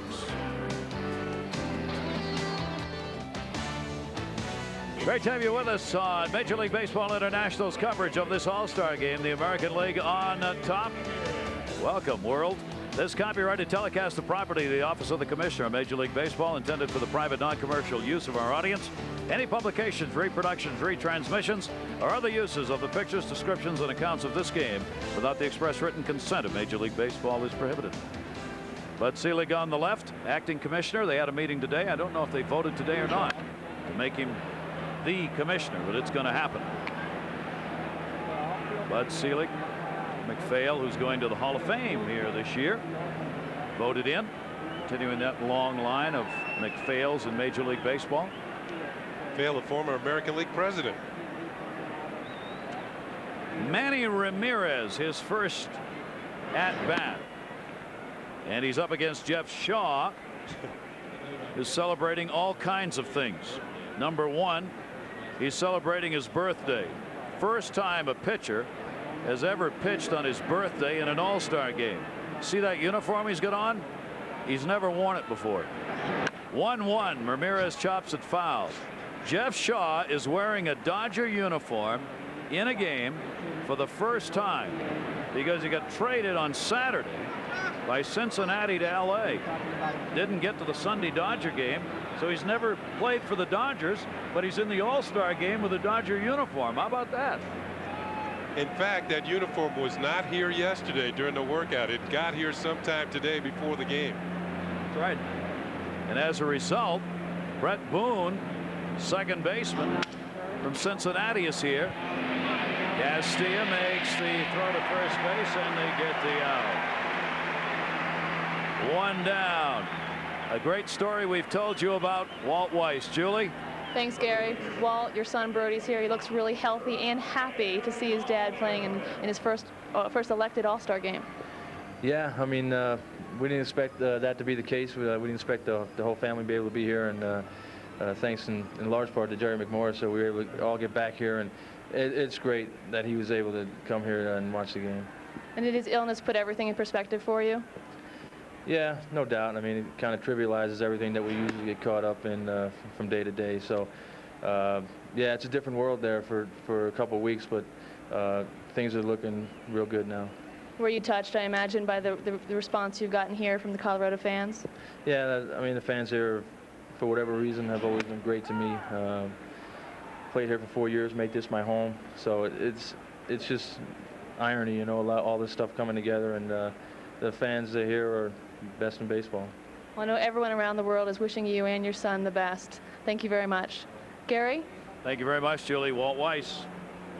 Rafael Palmeiro getting his first at bat. Larry McMorris, owner here in Colorado, who extended that jet to go pick up Walt Weiss and his family. Just a great gesture. Said, hey, he's a good guy. I like him. I don't care who he plays for. Palmeiro fouls that pitch back. A 2-ball, 2-strike count with 1 down. Nobody on. Rafael Palmeiro, third time to the All-Star game. Those are the numbers in the first half for Palmeiro with the Orioles. When the Rockies came into existence, I think that Jerry McMorris came on late as one of the investors, and it was kind of touch and go for a while before he got into it. And of course, the Rockies have come on to be a great success in Major League Baseball, at least at the gate. That one off the fist is going to fall in for a base hit. And Palmeiro is on. Rafael Palmeiro a single here in the 8th inning. 14 hits now on the board for the American League, leading at 9-6. Jeff Shaw was a member of the Expos a few years ago as a setup man. When he went to Cincinnati, he became the closer. Here's the pitch just off the end of the bat. Once again, I mentioned the fact the outfielders have to play very deep. That's why all these blue pits have a tendency to fall in here at Coors Field. Another pinch hitter. This is Omar Vizquel getting his first at bat as he comes on for Derek Jeter. Talking about all these great shortstops, here's another one with the Cleveland Indians. First All-Star game, batting .302, 30 RBIs, 60 stolen bases. 5 straight Gold Glove awards. Runner goes, hit and run on. That's a base hit. Palmeiro on his way to second base. White will get the throw in, and a single for Omar Vizquel. Runners at first and third now with 1 away, and there's a piece of history for Vizquel. Omar Vizquel, primarily known as a great fielding shortstop, but the last few years his hitting has come on to rival or almost rival his fielding. And Vizquel wears the number 13 on his back. He's from Venezuela, and I guess one of the all-time favorite shortstops in Venezuela, the great Davey Concepcion, who played with the Big Red Machine back in the mid-70s. Here's a look at the base hit by Omar Vizquel. Now runners at first and third, and Sandy Alomar Jr. gets his first at bat. 6th All-Star game for Sandy Alomar. Named the MVP, of course, last year in his home park. First player ever to be the MVP in an All-Star game on his home field. And Alomar back here for another go-around. Runner goes. That one blooped towards right field. That's going to fall in for a base hit. Palmeiro will score. Throw comes into second as Vizquel moves over to third, and Alomar's got an RBI, and it is a 10-6 lead for the American League. They have now pounded out 16 hits. You know, Gary, one thing I noticed now, they always say that the American League is a power league and the National League is a speed league. The fact is that Mike Hargrove has started the runners time and time again during the game, and in doing so here, Vina had to cover second base and couldn't recover to get the bloop single off the bat of Alomar. If he holds his position, he can make that play. But instead, the American League has their 10th run of the game. So Mike Hargrove sending the runner using the speed of these American League hitters. And how many bloop singles have we seen in this game? What you talked about earlier, Ken, these outfielders playing back so far. Here's Dean Palmer, pinch hitter. Palmer representing the Kansas City Royals, their third baseman. 291, 17 homers, 49 RBIs for Dean Palmer. His first All-Star game. And he fouls that one off on the jam pitch from Jeff Shaw. Still only one away. A run in. And runners on at first and third here in the 8th inning. You see that heavy wrap on the elbow of Dean Palmer. He was hit by a pitch just before the All-Star break and was kind of touch and go whether he'd be able to play. But no player wants to miss his first All-Star game. You can get here, you get here. He did. Palmer waiting 1-1 from Shaw. Good inside corner strike on the fastball. So Jeff Shaw has not had a happy birthday, at least this part of it. After getting the out, he's given up 3 singles in a row. 1 run in and 2 on. Greg Maddux, the starter, went a couple innings with nothing off him, and Kevin Brown came out of the bullpen for a third of an inning. All of the other pitchers have had runs off them. Broken back ground ball to short. Renteria, and that's it. What a great pivot! What a play at second base. Fernando Vina got taken out on a slide at second base by Sandy Alomar and still turned 2. This is an all-star play. A lot of pressure being put on at second base. Watch Vina being flipped at the end of the play, but they still turned a double play. Welcome back as the American League's extended its league now to 10-6. 16 hits for the American League in this game. Hope you're enjoying our coverage internationally and hope you'll be with us for the 1998 World Series. We'll be there wherever that may be. It'll kick off in the American League City for the first 2 games, October 17 and 18. Move to the National League City for 3, then back to the American League if necessary on the 24th and 25th. Right here, Major League Baseball International will have the World Series. Omar Vizquel will stay in the ball game. The Cleveland Indians shortstop is there, and on the mound, Tom Flash Gordon of the Boston Red Sox. A low first ball hitting to right field, falls in for a base hit in front of Manny Ramirez. Well, what you get here at Coors Field are the bloops and then a blast. So Tom Flash Gordon in, who's become a closer now with the Red Sox. He had for many years been a starting pitcher, and the first pitch he throws is blooped into the right field by Moises Alou. Gordon with the Red Sox 4-2 with 25 saves at the All-Star break. That one just Ramirez had a hold up on it. Edgar Renteria, this will be his first plate appearance. We mentioned the only representative from the Florida Marlins, the world champions last year. Gordon's numbers first in the American League in saves. Gets a strike on the outside corner. No, we've only had 2 1-2-3 innings in this ball game. David Wells set down the National League 1-2-3 in the first inning, and John Wetland set down the National League 1-2-3 last inning. The hitters have come on in this game. The National League has not been able to set down the American League in order in an inning tonight. That is amazing. We were talking at the end of 2.5 when it was 0-0 about how this might well be a pitcher's game. 1 ball, 2 strike count on Edgar Renteria.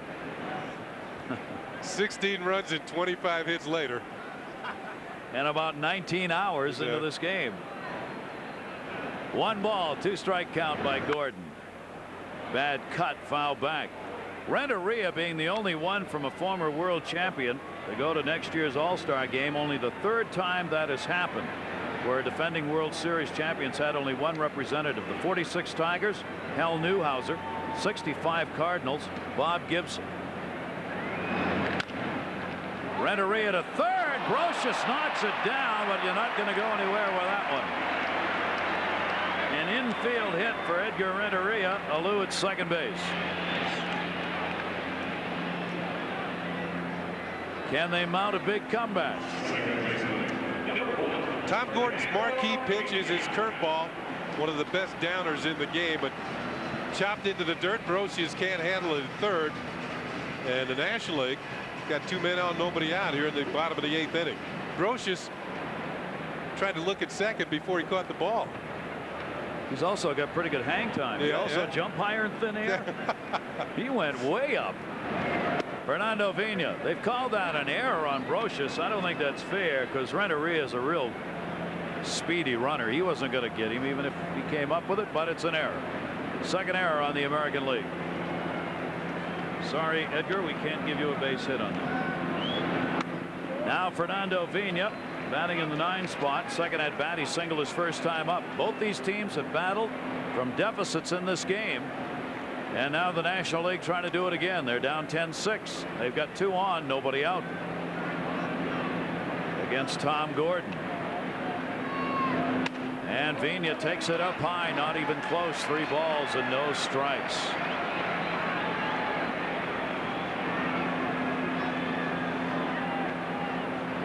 Greg Vaughn has come out in the on-deck circle, representing the San Diego Padres. And he's on, and the bases are loaded.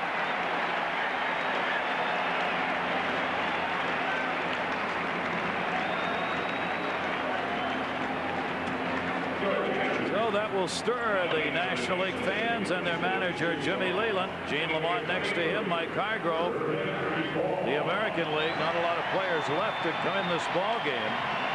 Greg Vaughn has been announced as the pinch hitter. 30 home runs for Vaughn, and he represents the potential tying run as he comes to the plate. Nobody out. Strike one. Well, you mentioned the 30 home runs. He's one of 4 players with that many at the All-Star break. And 4th in RBIs in the National League with 74. Almost got traded to the Yankees last year. If it wasn't for a bum shoulder, he'd be in a New York Yankee uniform. Look out. And without 30 home runs and 74 RBIs, with the Padres being first place this year, they'd have Kenny Rogers and Mariano Duncan. That wouldn't do it. Duncan's playing in Japan now. 1-1 delivery. Swung on, hit hard to third. Base hit into left field. 1 run scores Alou. Second run coming in. Renteria. 2 RBIs for Vaughn. And it's now 10-8.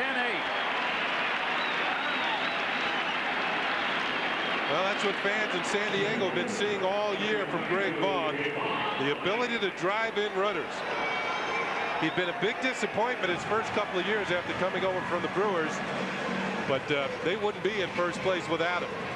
See the shot by Brocious, didn't have much chance to flag it down. Look at it, hot corner indeed at third base. A smash by him, looked like a move by a matador, kind of an old lay move. Well, you got to stay away from that ball.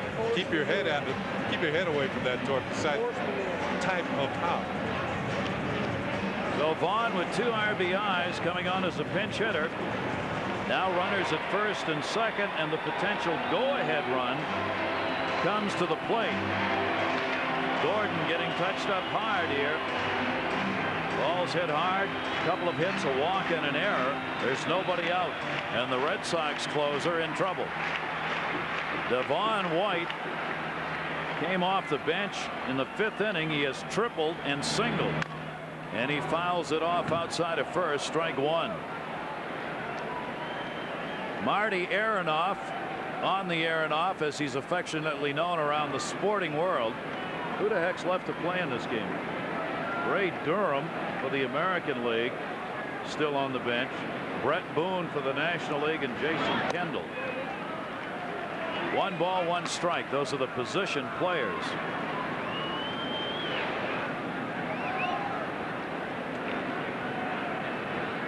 Tom Gordon, a 1-1 count. 2 on. And that's going to be lined into left field for a base hit. Up with it. Throw coming to the plate. Chance for the out, the tag, and they got him! Fernando Vina trying to come around to score. Paul O'Neill in left field. Gunned him down.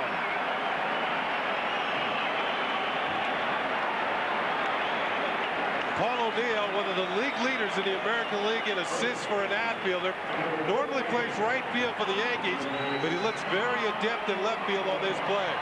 Solid line drive base hit. Vina's going to attempt to score. Didn't hesitate, didn't hold him at third. Here's the throw all the way on the fly to the plate. The tag by Alomar, and Vina is out. Well, here's a moment. Andres Galarraga up. We've seen a lot of offense. We've seen some fairly good pitching early in the game. But so far, this is the defensive play of the game. The throw out of Vina at home plate by O'Neill. Right on the money. Galarraga chopper up the middle. Played at first. Vizquel. And Gordon points to the sky with a little prayer of thankfulness for the defense behind him. O'Neill throwing Vina out at the plate, and Omar Vizquel getting Galarraga on the short hop behind second base. That's why they're here. That's why this is an all-star game. American League up by 2.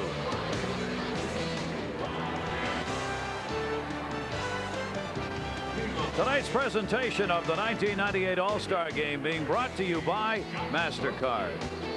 Gary Thorne, Ken Singleton, and our crew, and welcome back, everybody. Delighted to have you with us around the world as we bring you the 69th.